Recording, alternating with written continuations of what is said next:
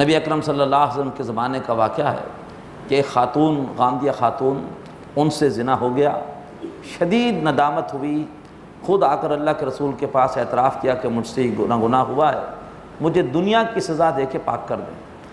آپ نے کہا کہ حمل ٹھہرا ہے؟ انہوں نے کہا جی ہاں۔ تو کہا کہ جو تمہارے وجود میں ہے اس کا کیا قصور ہے؟ وضع حمل کے بعد آنا۔ وہ خاتون وضع حمل کے بعد پھر آ گئی بچے کو اٹھائے ہوئے۔ آپ نے فرمایا کہ ابھی بچہ تمہارا محتاج ہے، دودھ پی رہا ہے، جب یہ بچہ خود کھانے کے قابل ہو جائے پھر آنا۔ اس کے بعد پھر وہ بچے کو لے کر آئی، جب کہ بچہ کے ہاتھ میں روٹی بھی تھی، بچہ روٹی کھا رہا تھا۔ اس کے بعد آپ نے حد جاری کی، اور جب سنسار کیا جا رہا تھا اس خاتون کو تو کسی کے منہ سے نکل گیا کہ یہ کیسی بدکار خاتون تھی۔ اس پہ اللہ کے رسول نے ڈانٹا۔ آپ نے کہا کہ اس خاتون نے ایسی توبہ کی ہے کہ اگر وہ توبہ تمام مدینے والوں پر تقسیم ہو تو سب کی بخشش ہو جائے۔ تو یہ واقعات ہیں جو سیرت میں ملیں گے۔ مولانا مودودی رحمۃ اللہ علیہ نے تفہیم القرآن میں کوئی 50 صفحات لکھے ہیں اس آیت کے ذیل میں، پڑھنے کے لائق ہیں۔ فرمایا الزانی لا ینکح الا زانیۃ او مشرکہ، زانی اس قابل نہیں ہے کہ وہ نکاح کرے مگر زانی عورت سے یا مشرکہ عورت سے۔ یہ قانون نہیں ہے، یہ صرف مذمت کے لیے کہا جا رہا ہے۔ یہ نہیں ہے کہ اب اگر کسی نے زنا کر لیا ہے تو اس کے لیے ڈھونڈا جائے کہ کوئی زانی عورت یا مشرک عورت ملے۔ یہ تو صرف اس جرم کی خباثت کو ظاہر کرنے کے لیے کہا جا رہا ہے کہ زانی اس قابل ہی نہیں ہے کہ اس کے گھر میں کوئی پاک دامن عورت آئے۔ زانی اس قابل نہیں ہے کہ وہ نکاح کرے مگر زانی عورت اور مشرک عورت سے۔ بس زانیۃ لا ینکحھا الا زان او مشرک، اور زانیہ عورت اس قابل نہیں ہے کہ اس سے نکاح کرے مگر یہ ہے کہ کوئی زانی مرد یا مشرک مرد۔ وحرم ذلک علی المؤمنین، اور یہ زنا کا جرم حرام کر دیا گیا ہے مومنوں پر۔ بعض لوگ کہتے ہیں قرآن مجید میں کہاں لکھا ہے کہ زنا حرام ہے؟ یہاں فرمایا وحرم ذلک علی المؤمنین، اور یہ جرم حرام کر دیا گیا ہے مومنوں پر۔ اب اس کے بعد دوسرا حکم قذف کا حکم، کسی پر الزام لگانا کہ اس نے زنا کیا ہے، اور اس کے بعد پھر مطلوبہ گواہی 4 گواہ وہ پیش نہ کر سکنا، تو یہ قذف ہے، جھوٹ ہے۔ جب تک تمہارے پاس 4 گواہ نہ ہوں اپنی زبان بند رکھو، اس لیے کہ پسندیدہ نہیں ہے کہ برائی کا چرچا کیا جائے۔ برائی کا چرچا ہو اور پھر مجرم کو سزا نہ ملے، اس سے تو اور معاشرے میں خرابی پیدا ہوتی ہے۔ اس لیے جب تک تمہارے پاس 4 گواہ نہ ہوں تم زبان کو بند رکھو، اسی وقت بتاؤ، اسی وقت بولو جب کہ تمہارے پاس 4 گواہ موجود ہوں۔ فرمایا والذین یرمون المحصنات، اور وہ لوگ جو کہ پاک دامن مومن خواتین پر، پاک دامن عورتوں پر الزام لگائیں، ثم لم یاتوا باربعۃ شہداء، اور اس کے بعد پھر 4 گواہ نہ لا سکیں، فجلدوہم 80 جلدہ، تو ان کو مارو 80 کوڑے، ولا تقبلوا لہم شہادۃ ابدا، اور ان کی گواہی کبھی بھی قبول مت کرو، انہیں بلیک لسٹ کر دو کہ آئندہ کبھی بھی ان کی گواہی قبول نہیں ہوگی، یہ جھوٹے ہیں۔ وَأُولَٰئِكَ هُمُ الْفَاسِقُونَ، اور یہ وہ لوگ ہیں جو فاسق ہیں، نافرمان ہیں۔ إِلَّا الَّذِينَ تَابُوا مِن بَعْدِ ذَلِكَ، سوائے ان لوگوں کے جو اس کے بعد توبہ کر لیں، وَأَصْلَحُوا، اور اپنے رویے کی اصلاح کر لیں۔ نوٹ کیجئے کہ توبہ کرنے سے جو حدود ہیں ان کی سزا معاف نہیں ہوتی دنیا میں۔ دنیا میں تو حد جاری ہوگی، البتہ یہ ہے کہ اگر توبہ کر لیں غامدیہ خاتون کی طرح تو دنیا میں پاک ہو جائیں گے سزا جھیلنے کے بعد، اور آخرت میں اللہ تبارک و تعالیٰ کیا سرخرو ہوں گے۔ تو یہاں اسی کا ذکر ہے کہ سوائے ان کے کہ جو لوگ توبہ کر لیں اس کے بعد اور اپنے رویے کی اصلاح کریں، فَإِنَّ اللَّهَ غَفُورٌ رَحِيمٌ، تو بے شک اللہ تعالیٰ بہت بخشنے والا اور بہت رحم کرنے والا ہے۔ یہ تھی حد قذف۔ اب اس کے بعد ایک لعان کے بارے میں حکم۔ لعان کیا ہے؟ فرمایا والذین یرمون ازواجہم، اور وہ لوگ جو کہ اپنی بیویوں پر بدکاری کا الزام لگائیں، ولم یکن لہم شہداء الا انفسہم، اور ان کے پاس گواہ نہ ہوں سوائے اپنے آپ کے، ان کے پاس 4 گواہ نہیں ہیں لیکن شوہر نے اپنی آنکھوں سے دیکھا ہے کہ بیوی اس کی غلط کام میں ملوث ہے۔ اب معاملہ بڑا نازک ہو گیا، اس کی اپنی بیوی ہے، وہ اس کی امانت تھی اور اس امانت کے ساتھ خیانت ہوئی ہے۔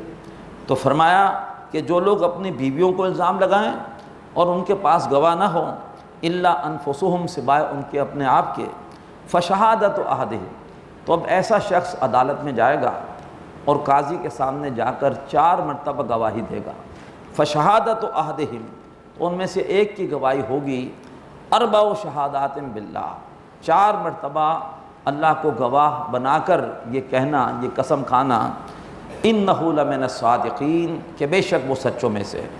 4 مرتبہ کہے گا کہ اللہ کی قسم اور اس عورت نے حرکت کی ہے، میں سچ بول رہا ہوں، اللہ کی قسم اس عورت نے حرکت کی ہے، میں سچ بول رہا ہوں۔ والخامسۃ، اور 5ویں بار وہ یہ قسم کھائے گا، ان لعنت اللہ علیہ، کہ اس پر اللہ تعالیٰ کی لعنت ہو، ان کان من الکاذبین، اگر وہ جھوٹوں میں سے ہے۔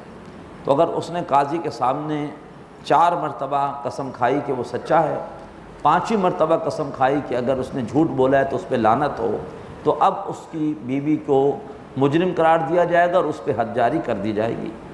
لیکن یہ بھی تو ممکن ہے کہ کوئی شخص بیوی کی دشمنی میں جھوٹی قسمیں کھا لے اور خامخواہی کسی عورت کو سزا مل جائے، اس کا تدارک کیا ہے وہ آگے آ رہا۔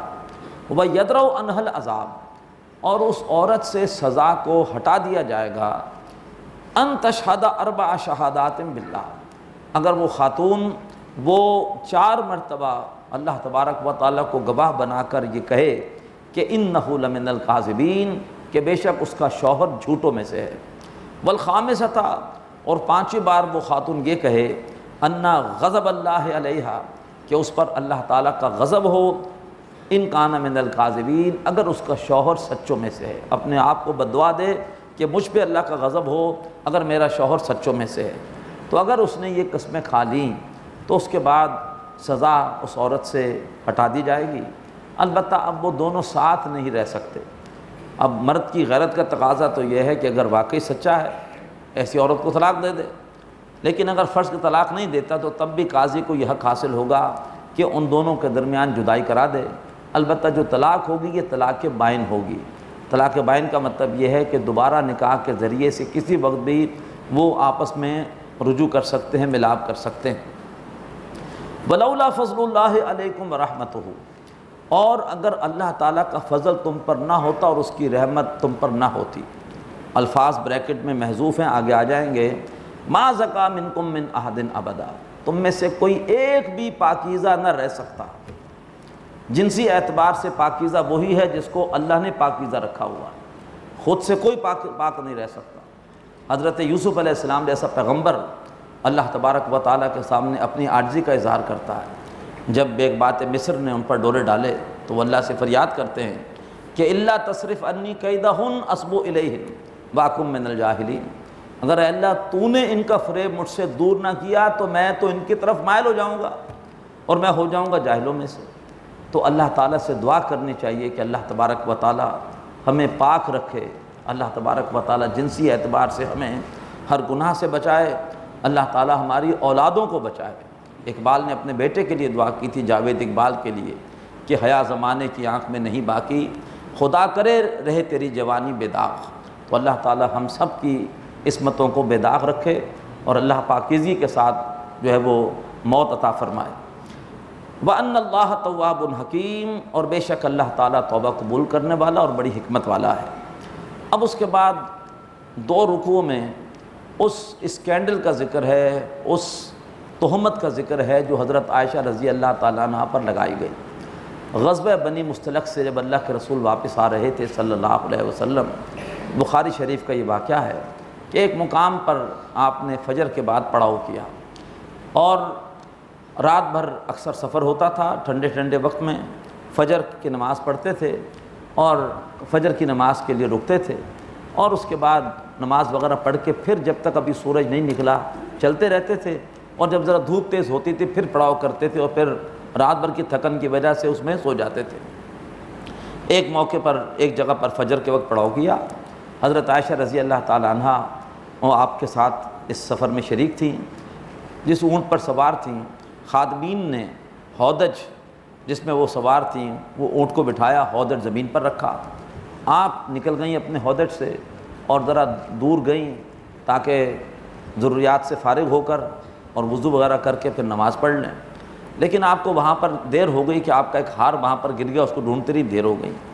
جب آپ واپس آئیں تو جو خادمین تھے چونکہ آپ کا جسم بہت ہلکا تھا، وہی سمجھے کہ آپ ہودج میں بیٹھی ہوئی ہیں، حالانکہ ہودج خالی تھا۔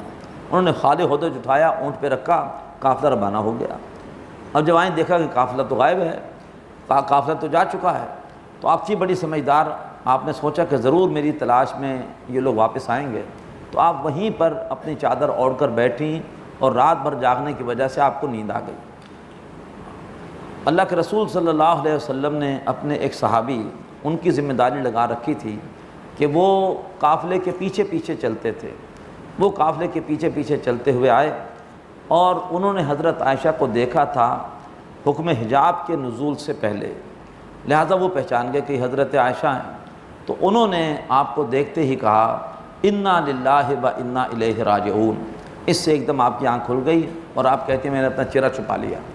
اس کے بعد انہوں نے اپنا اونٹ بٹھایا اور آپ ان کے ساتھ جو ہے وہ اس اونٹ پر بیٹھ گئیں، وہ آپ کو لے کر چلے۔ آگے جا کے قافلہ رکا ہوا تھا، اس میں آپ جا کے شامل ہو گئے ان کے ساتھ۔ عبداللہ بن ابی نے دیکھ لیا حضرت عائشہ اس طرح سے آئی ہیں، اس نے کہا کہ خدا کی قسم یہ عورت بچ کے نہیں آئی، یہ عورت غلط کام کر کے آئی ہے، معاذ اللہ ثم معاذ اللہ۔ اس پر یہ چرچا جو ہے وہ عام ہو گیا۔ اللہ کے رسول کو ذرا کچھ دیر بعد اس کی اطلاع ہوئی، آپ صلی اللہ علیہ وسلم انتہائی غمگین ہوئے، حضرت عائشہ کو ان کے والد کے گھر بھیج دیا اور تقریباً 1 مہینے تک یہ جو ہے وہ غلط پروپیگنڈا مدینے میں ہوتا رہا، اور اللہ کے رسول نے انتہائی یہ وقت گزارا کرب میں، دکھ میں۔ حضرت عائشہ بھی رو رو کر بالکل سوکھ کر کانٹا ہو گئی۔ اس کے بعد اللہ تعالیٰ نے یہ آیتیں نازل کیں اور حضرت عائشہ رضی اللہ تعالیٰ عنہ کی جو عصمت تھی اللہ نے قیامت تک اس کو قرآن مجید میں محفوظ کر دیا۔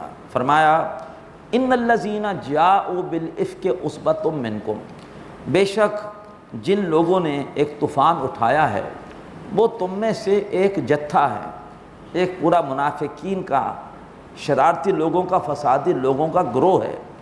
لا تحسبوہ شرا لکم، تم مت سمجھنا کہ یہ پورا معاملہ کو تمہارے لیے شر ہے، بل هو خیر لکم، یہ معاملہ تمہارے لیے خیر ہے۔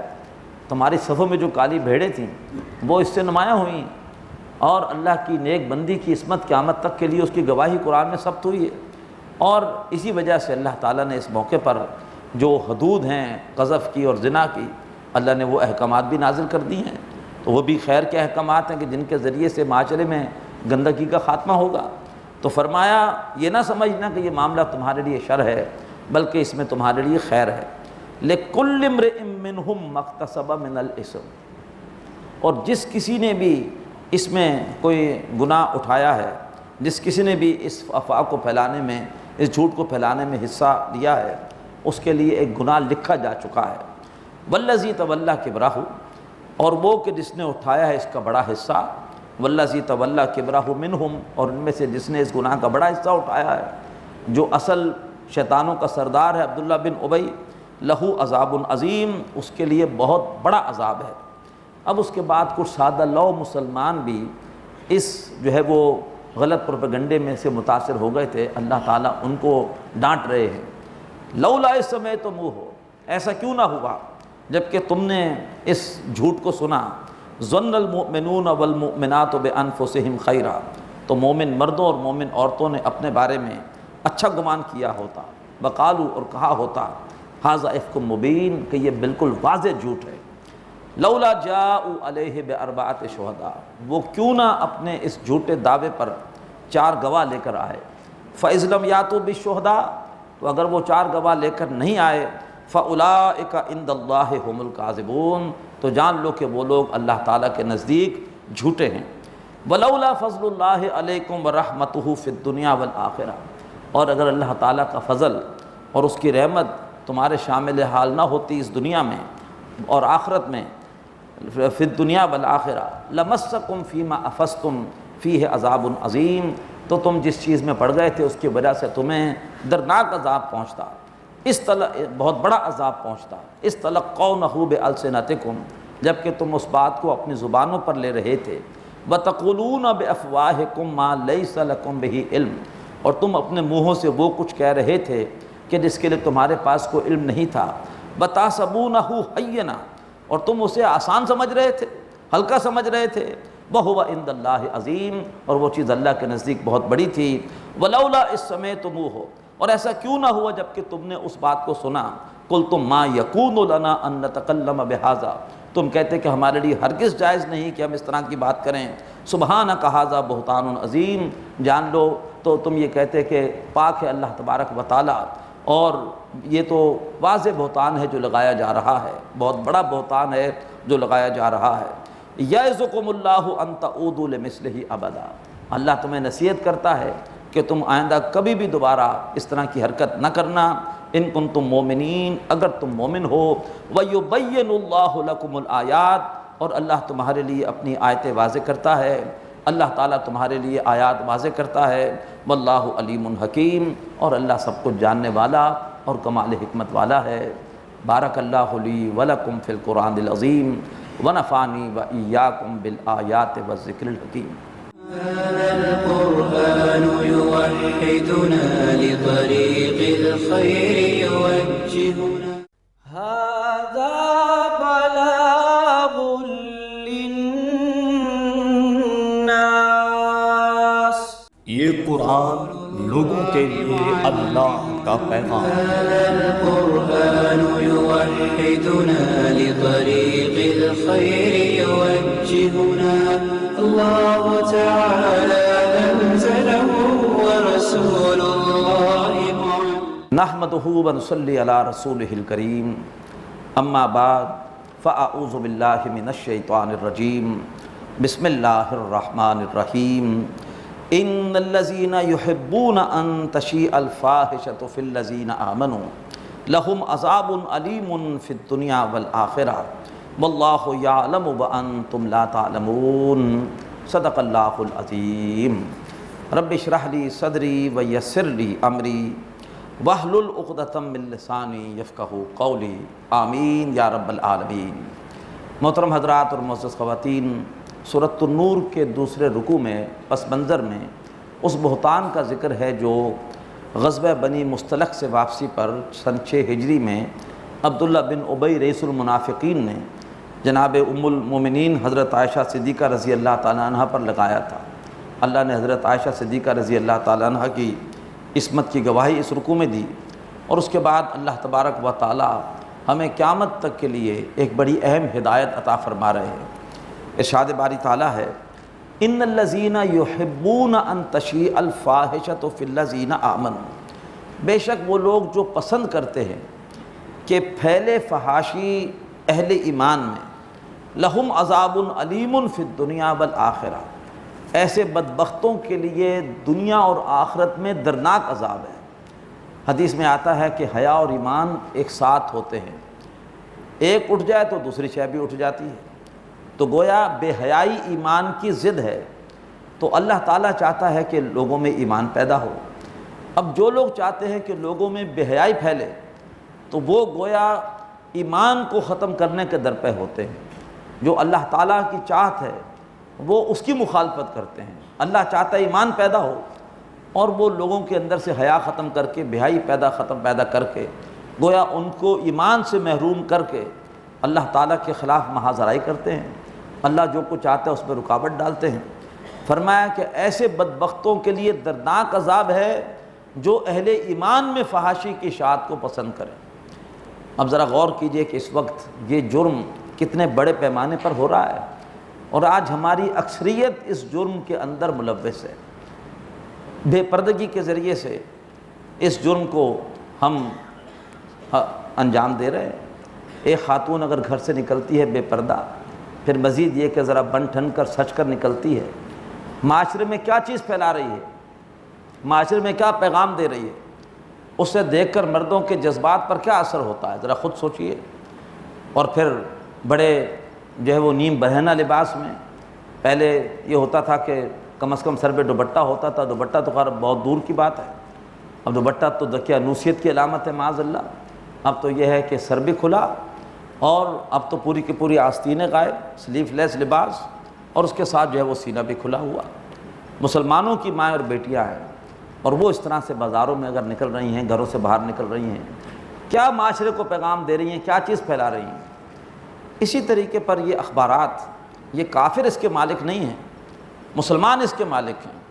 ہم اخبار خریدتے ہیں تاکہ ہم حالات حاضرہ سے باخبر ہوں، اور یہ ظالم ان اخبارات کے ذریعے سے کیسے کیسے بیہودہ تصاویر، کیسے کیسے بیہودہ اشتہارات، بیہودہ اسکینڈلز، بیہودہ کہانیاں وہ ہے جو کہ گھروں کے اندر پہنچا رہے ہیں۔ کیا کر رہے ہیں؟ یہ ہیں جو اس آیت کے ذیل میں آتے ہیں، یہ آیت کی وعید ان پر بھی جاتی ہے۔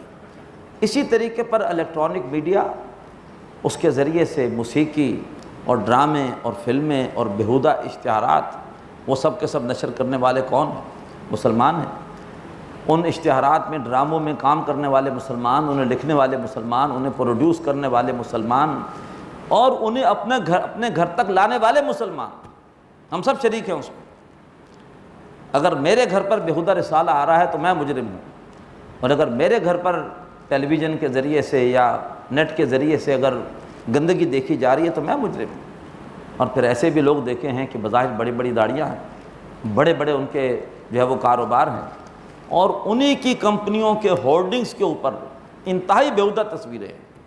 ایک طرف ان کی داڑیاں دیکھیے، ان کے چہروں پر نمازوں کے نشانات دیکھیے، ان کے عمرے دیکھیے، ان کے حج دیکھیے، لیکن دو پیسے کمانے کی خاطر اتنے بڑے جرم کا ارتکاب کر رہے ہیں، معاشرے میں بے حیائی پھیلا رہے ہیں۔ اسی طریقے پر فیشن شو، فیشن پریڈ اور فینسی ڈریس شو، نام کیسے کیسے رکھے ہوئے ہیں، میراتھن ریس اور مختلف قسم کی مخلوط واکس، اور پھر مخلوط محافل کے اندر شرکت۔ ہمارے لیے جائز نہیں ہے کہ ہم اپنی خواتین کو لے کر جائیں ایسی محفل میں کہ جہاں مخلوط محفل ہے۔ اللہ کے رسول کا ارشاد، 3 آدمیوں پر اللہ کی لعنت ہوتی ہے: ماں باپ کی نافرمانی کرنے والا، شراب پینے والا، اور جو دیوس ہو۔ پوچھا کہ دیوس کون ہے؟ کہا دیوس وہ ہے جس میں غیرت نہیں ہے، جو دیکھ رہا ہے کہ اس کی عورتوں میں دوسرے مرد دلچسپی لے رہے ہیں، یا اس کی عورتیں دوسرے مردوں میں دلچسپی لے رہی ہیں، اس کو شرم ہی نہیں آتی۔ تو یہ عورتیں ہمارے ساتھ جاتی ہیں بن ٹھن کر مخلوط محفلوں میں، کیوں جاتی ہیں؟ تاکہ میں محفل میں بڑی نمایاں نظر آؤں، مردوں کی نظریں مجھ پر ہوں۔ اور پھر وہ مرد آ جاتے ہیں، آ کے ان سے ایسی مذاق کر رہے ہیں، وہ بھی ہنس ہنس کے باتیں کر رہی ہیں، اور ہمیں شرم ہی نہیں آتی۔ ویڈیو فلمیں بن رہی ہیں، اور مختلف زاویوں سے فلمیں بنائی جا رہی ہیں، کہاں کہاں استعمال ہو رہی ہیں، ہمیں شرم ہی نہیں آتی۔ یہ وہ جرائم ہیں جو آج ہم کر رہے ہیں، بہت بڑا جرم ہے۔ جمعے کے خطبے میں اس لیے وہ آیت شامل کر دی گئی کہ ینہا عن الفحشاء ان اللہ یامر بالعدل والاحسان وایتاء ذی القربی، اللہ تعالیٰ تمہیں حکم دیتا ہے عدل کا، اس سے آگے بڑھ کے احسان کا، قرابت داروں کو دینے کا، وینہا عن الفحشاء والمنکر والبغی، اور اللہ تعالیٰ تمہیں روکتا ہے فحاشی سے، برائی سے اور زیادتی سے۔ لیکن اس کے باوجود اگر ہمارا یہ طرز عمل ہے تو بتائیے اللہ تعالیٰ کو جا کر کیا جواب دیں گے؟ فرمایا ان الذین یحبون ان تشیع الفاحشۃ فی الذین آمنوا، بے شک وہ لوگ جو پسند کرتے ہیں کہ اہل ایمان میں فحاشی پھیلے، لہم عذاب علیم فی الدنیا والآخرہ، ان کے لیے دردناک عذاب ہے دنیا میں بھی، اور ان کے لیے دردناک عذاب ہے آخرت میں بھی۔ واللہ یعلم وانتم لا تعلمون، اور اللہ جانتا ہے اور تم نہیں جانتے۔ ولولا فضل اللہ علیکم ورحمتہ، اور اگر اللہ کا فضل اور اس کی رحمت تمہارے شامل حال نہ ہوتی، بریکٹ میں پھر الفاظ نوٹ کیجیے، آگے آ رہے ہیں، ما زکا منکم من احد ابدا، تم میں سے کوئی بھی کبھی بھی پاکیزہ نہ رہ سکتا۔ اللہ سے دعا کرو کہ اللہ تمہیں بھی پاکیزہ رکھے، اور اللہ تبارک و تعالیٰ تمہارے گھر والوں کو بھی پاکیزہ رکھے، اور اللہ تعالیٰ ہمیں معاشرے میں پاکیزگی پھیلانے کی توفیق عطا فرمائے۔ بعض اوقات بہت ڈر لگتا ہے، فرض کیجئے کہ میں ایک وقت میں گناہ گار تھا، اور میں نے معاشرے میں کوئی بےہودگی بے-حیائی کا آغاز کر دیا۔ اب میں نے تو توبہ کر لی، میں تو ٹھیک ہو گیا، لیکن جو میں نے جس گندگی کا آغاز کیا تھا وہ معاشرے میں پھیل گئی، اور اس کی وجہ سے لوگ مسلسل اس غلط چیز میں پڑے ہوئے ہیں۔ تو ایسا نہ ہو کہ وہ چیز گناہ جاریہ بن کر قیامت کے دن میری ساری نیکیاں ضائع نہ کر دے۔ خطرہ تو ہے نا، غلط کام تو میں نے سکھایا ہے، اب خود تو میں نے توبہ کر لی ہے، لیکن وہ غلط کام پھیل رہا ہے، ملٹی پلائی ہو رہا ہے۔ اللہ تبارک و تعالی ہمیں فوری توبہ کی توفیق عطا فرمائے۔ اپنے گھروں پر اللہ تعالیٰ کی بڑائی کو نافذ کریں، طے کر لیں کہ ہمارے گھر میں کوئی ڈرامہ، کوئی بیہودہ اشتہار، کوئی فلم، کوئی گندگی نہیں ہوگی۔ اور ہمارے گھروں پر شرعی پردہ ہوگا، محرم اور نامحرم کی ہم تمیز کریں گے۔ اس حوالے سے ہم نے کوشش کی تھی، یہاں بہت عمدہ تحریریں، تنظیم اسلامی کا ماہانہ پرچہ آتا ہے وثاق، انجمن خدام القرآن کا ماہانہ پرچہ آتا ہے حکمت قرآن، اس میں پردے کے حوالے سے بہت عمدہ آرٹیکلز مختلف مشاہیر ملت کے شائع ہوتے رہے۔ ہمیں یہ ڈر تھا کہ یہ تو پرچہ آتا ہے، لوگ پڑھتے ہیں، رکھ دیتے ہیں، اس کے بعد پھر جو ہے وہ گم ہو گیا وہ، تو کیوں نہ ان سارے مضامین کو جمع کر کے مرتب کر کے کتابی شکل میں لایا جائے۔ تو یہاں ہماری انجمن سندھ نے اس کے حوالے سے کاوش کی، اور ہم نے وہ تمام تحریریں جو پردے سے متعلق ہیں مشاہیر ملت کی وہ جمع کر دیں، اور چہرے کا پردہ نامی کتاب کے حوالے سے وہ دستیاب ہے۔ میری التماس ہے کہ اگر آپ نے اب تک وہ کتاب نہیں پڑھی تو خود بھی پڑھیے، اور اس کے علاوہ تحفتاً اپنے خاندان، اپنے احباب، اپنے دوستوں کو دیجیے۔ آپ تحفے کے ذریعے سے بھی تبلیغ کیجیے، دوسری چیزیں تحفے میں مت دیں، پاکیزہ چیزیں تحفے میں دیں۔ اللہ کرے کوئی ایک خاتون، کوئی ایک مرد آپ کی وجہ سے کچھ پڑھ کر، کچھ سن کر سیدھے رستے پر آ جائے، آپ کے لیے صدقہ جاریہ ہے، آپ کے لیے بہت بڑی خیر ہے، آپ کے لیے سرخ ہونٹوں سے بہتر اللہ کے رسول کے الفاظ جو آپ نے حضرت علی سے کہے تھے۔ فرمایا وَلَوْلَا فَضْلُ اللَّهِ عَلَيْكُمْ وَرَحْمَتُهُ، اور اگر اللہ کا فضل، اس کی رحمت تمہارے شامل حال نہ ہوتی تو تم میں سے کوئی بھی پاکیزہ نہ رہ سکتا۔ وَأَنَّ اللَّهَ رَءُوفٌ رَحِيمٌ، اور بے شک اللہ تعالیٰ بہت مہربان اور رحم فرمانے والا ہے۔ یا ایھا الذین آمنوا، اے لوگو جو ایمان لائے ہو، لا تتبعوا خطوات الشیطان، دیکھو شیطان کے نقش قدم کی پیروی مت کرو۔ وَمَن يَتَّبِعْ خُطُوَاتِ الشَّيْطَانِ، اور جس نے بھی شیطان کے نقش قدم کی پیروی کی، فَإِنَّهُ يَأْمُرُ بِالْفَحْشَاءِ وَالْمُنکَرِ، تو بے شک وہ تو حکم دیتا ہے فحاشی کا اور برائی کا، اس کا تو کام ہی ہے۔ اللہ تعالیٰ روکتا ہے فحاشی سے، شیطان فحاشی کا حکم دیتا ہے۔ اب ہم فیصلہ کریں کہ ہمارے گھر میں کس کی چل رہی ہے، اللہ کی چل رہی ہے کہ شیطان کی چل رہی ہے، ہم یہ خود فیصلہ کر سکتے ہیں۔ فرمایا وہ تو حکم دیتا ہے، مشورہ دیتا ہے، ترغیب دیتا ہے بے حیائی کی اور منکرات اور برائی کی۔ وَلَوْلَا فَضْلُ اللَّهِ عَلَيْكُمْ وَرَحْمَتُهُ، اور اگر اللہ کا فضل اور اس کی رحمت تمہارے شامل حال نہ ہوتی، مَا زَكَىٰ مِنْكُمْ مِنْ أَحَدٍ أَبَدًا، اب وہ الفاظ آ گئے جو میں اس سے پہلے کہہ رہا تھا کہ محذوف مانیے، بریکٹ میں سمجھیے، تم میں سے کوئی ایک بھی کبھی بھی پاکیزہ نہ رہ سکتا، وَلَٰكِنَّ اللَّهَ يُزَكِّي مَن يَشَاءُ، لیکن اللہ تعالیٰ ہے وہی جس کو چاہتا ہے پاک کرتا ہے۔ واللہ سمیع علیم، اور اللہ تعالیٰ سب کچھ سننے والا اور جاننے والا ہے۔ اب ایک صحابی تھے حضرت مصطح بن اساسہ رضی اللہ تعالیٰ عنہ، مہاجر صحابی تھے لیکن تھے فقراء میں سے۔ ابوبکر صدیق رضی اللہ تعالیٰ عنہ ان کی مالی اعانت کرتے تھے۔ عبداللہ بن ابی کے پروپیگنڈے سے وہ بھی متاثر ہو گئے، اور انہوں نے بھی اس افواہ کو پھیلانے میں، اس جھوٹی خبر کو پھیلانے میں حصہ لیا۔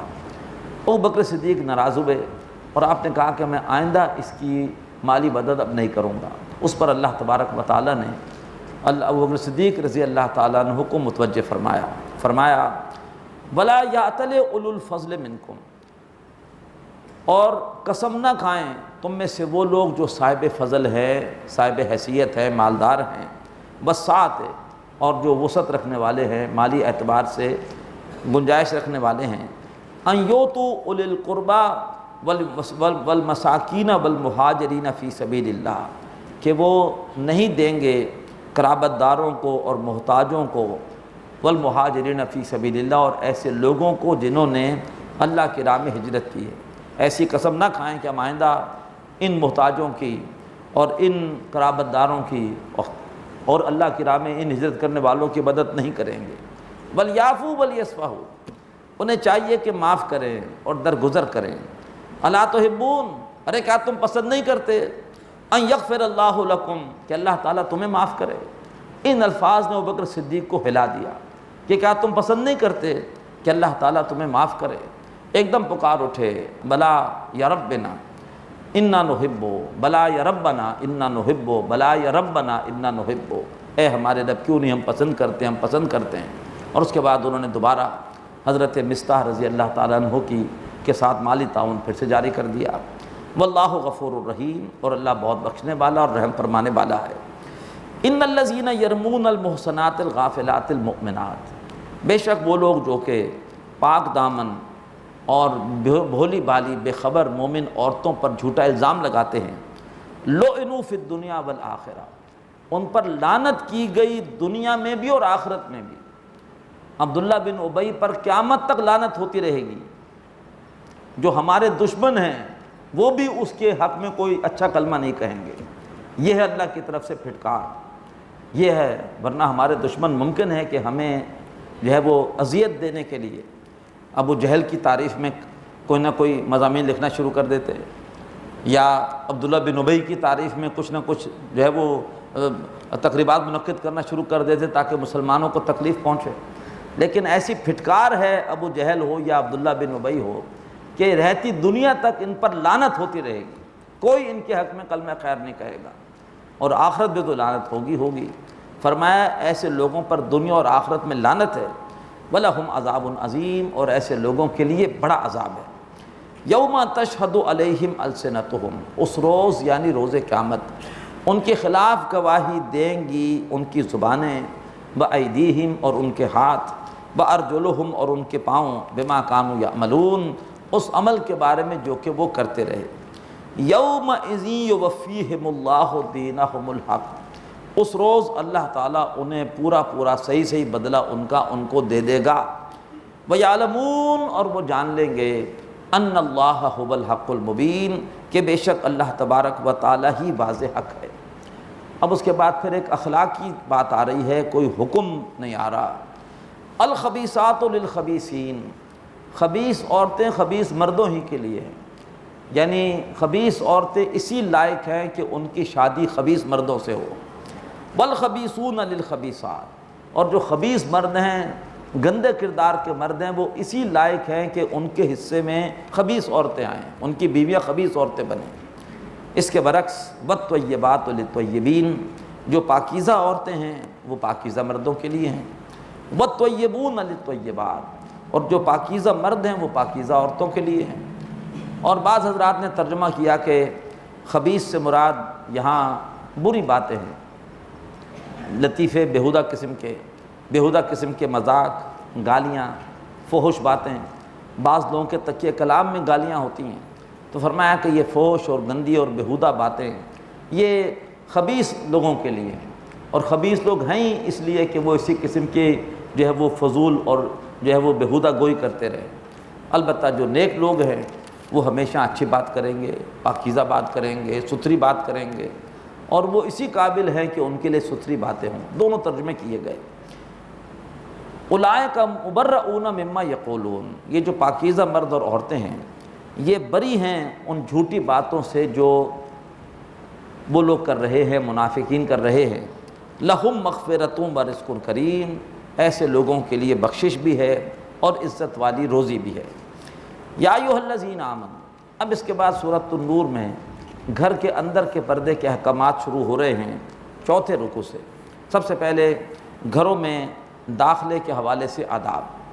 اللہ نے سورہ بنی اسرائیل میں حکم یہ دیا کہ لا تقربوا الزنا، زنا کے قریب بھی مت جاؤ، لہٰذا ہر ایسے کام پر پابندی لگائی گئی کہ جس کام کی وجہ سے کوئی زنا کا امکان پیدا ہو۔ تو اسی حوالے سے اللہ تعالیٰ نے اب گھر کے پردے کے حوالے سے ایسے احکامات دیے کہ گھروں کے داخلے کے حوالے سے ہی کچھ آداب بتا دیے، تاکہ نہ کوئی ایسی کیفیت پیدا ہو کہ کوئی گھر میں اجنبی آئے اور اس کی گھر کی خاتون کے ساتھ کوئی قربت پیدا ہو، کوئی آمنا سامنا ہو، اور جس کی وجہ سے پھر کوئی معاملہ جو ہے وہ زنا کی طرف بڑھتا ہوا محسوس ہو۔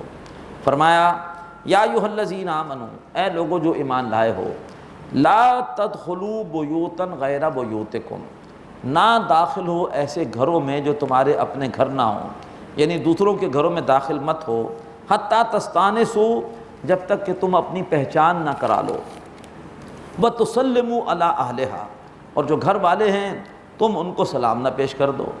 نبی اکرم صلی اللہ علیہ وسلم کسی گھر پہ تشریف لے جاتے تو ذرا سائڈ پر کھڑے ہوتے۔ ایک شخص آپ کے گھر پر آیا، اوپر سے جھانکا اور کہا کہ میں اندر آ جاؤں؟ آپ نے فرمایا کہ یہ کیا ہے؟ اصل تو پردہ آنکھ کا پردہ ہے، تم گھر کے اندر جھانک رہے ہو اور کہہ رہے ہو کہ میں آ جاؤں۔ تو سائڈ میں کھڑے ہونا، آپ سائڈ پر کھڑے ہوتے اور 3 بار آپ سلام پیش کرتے۔ گھر چھوٹے چھوٹے تھے سلام کی آواز اندر پہنچ جاتی تھی۔ آج اس کا جو بدل ہے وہ ہے بیل دینا، کہ 3 دفعہ بیل دی جائے، اور اس کے بعد جب کوئی پوچھتا کہ کون ہے تو آپ باقاعدہ اپنا نام بتاتے۔ ایک شخص نے آپ کے ہاں آ کر کہا کہ میں ہوں، تو آپ ناراض ہوئے، میں ہوں میں ہوں میں ہوں، یہ میں کیا ہوتا ہے؟ اپنی پہچان کراؤ، اپنا نام بتاؤ کہ میں فلاں ہوں۔ اور اس کے بعد آپ جو ہے وہ اپنی پہچان کراتے، اجازت مانگتے کہ کیا میں آپ کے گھر میں آ جاؤں، اور اگر صاحب خانہ اجازت دیتے تو پھر گھر میں داخل ہوتے۔ تو یہ ہے دوسروں کے گھروں میں داخل ہونے کے آداب۔ البتہ عبداللہ بن مسعود رضی اللہ تعالیٰ عنہ نے آپ سے پوچھا کہ میں اپنے گھر پہ آتا ہوں اور میرے گھر میں صرف میری والدہ ہیں، تو کیا میں گھر میں جو ہے وہ بے دھڑک آ جایا کروں؟ آپ نے فرمایا کیا تمہیں پسند ہے کہ تم کبھی اپنے گھر والوں کو کسی نامناسب حالت میں دیکھو؟ انہوں نے کہا نہیں۔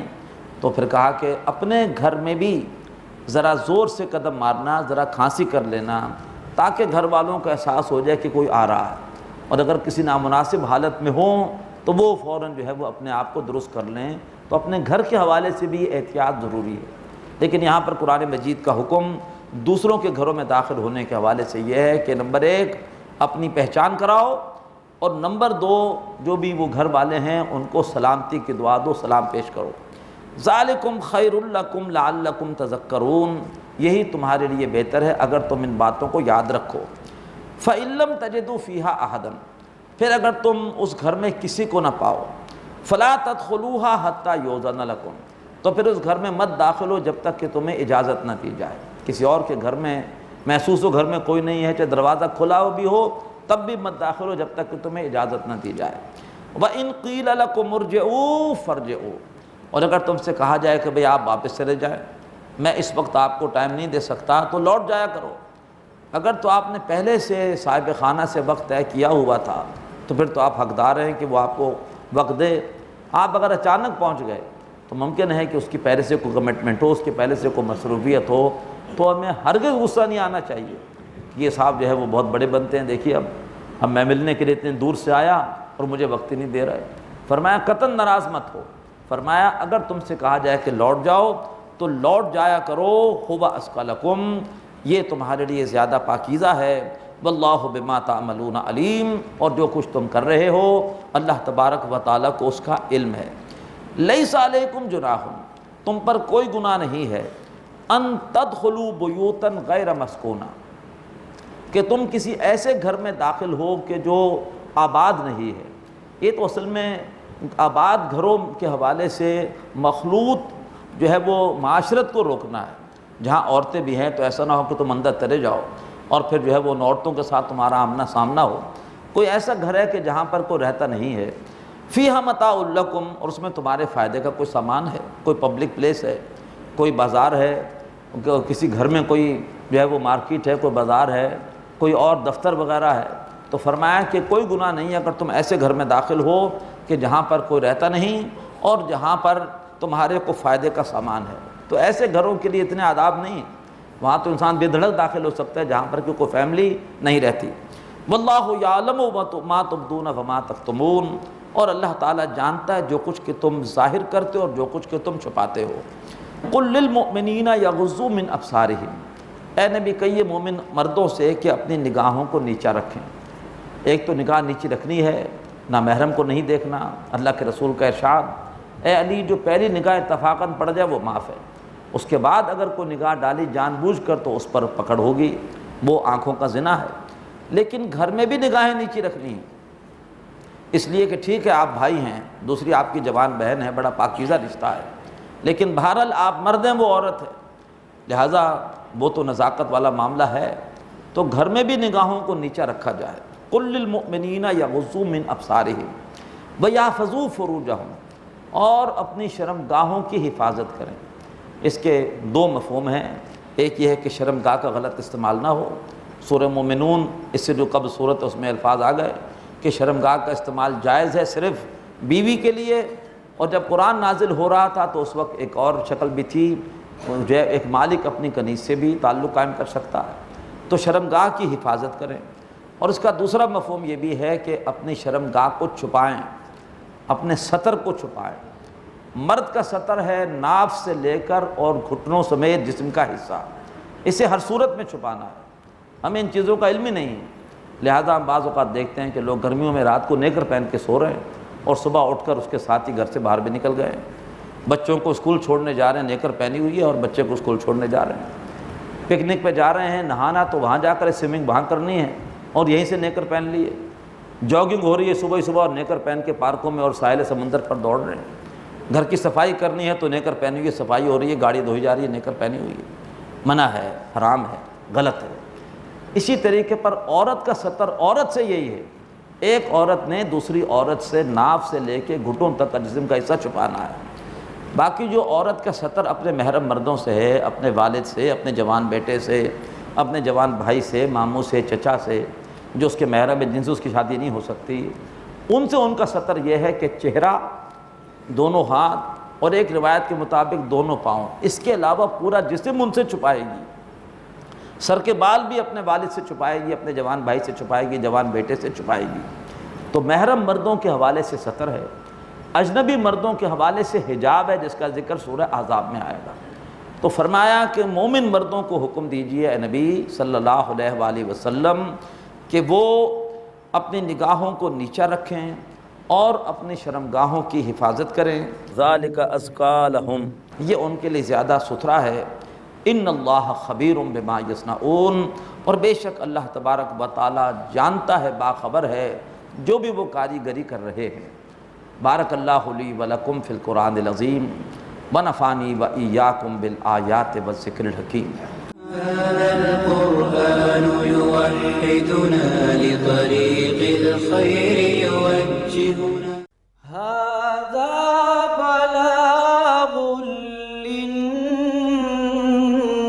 للناس، یہ قرآن لوگوں کے لیے اللہ کا پیغام ہے۔ هذا القرآن يوحدنا لطريق الخير يوجهنا الله تعالى أنزله ورسول الله معلم نحمدہ ونصلی علی رسولہ الکریم، اما بعد فاعوذ باللہ من الشیطان الرجیم، بسم اللہ الرحمن الرحیم۔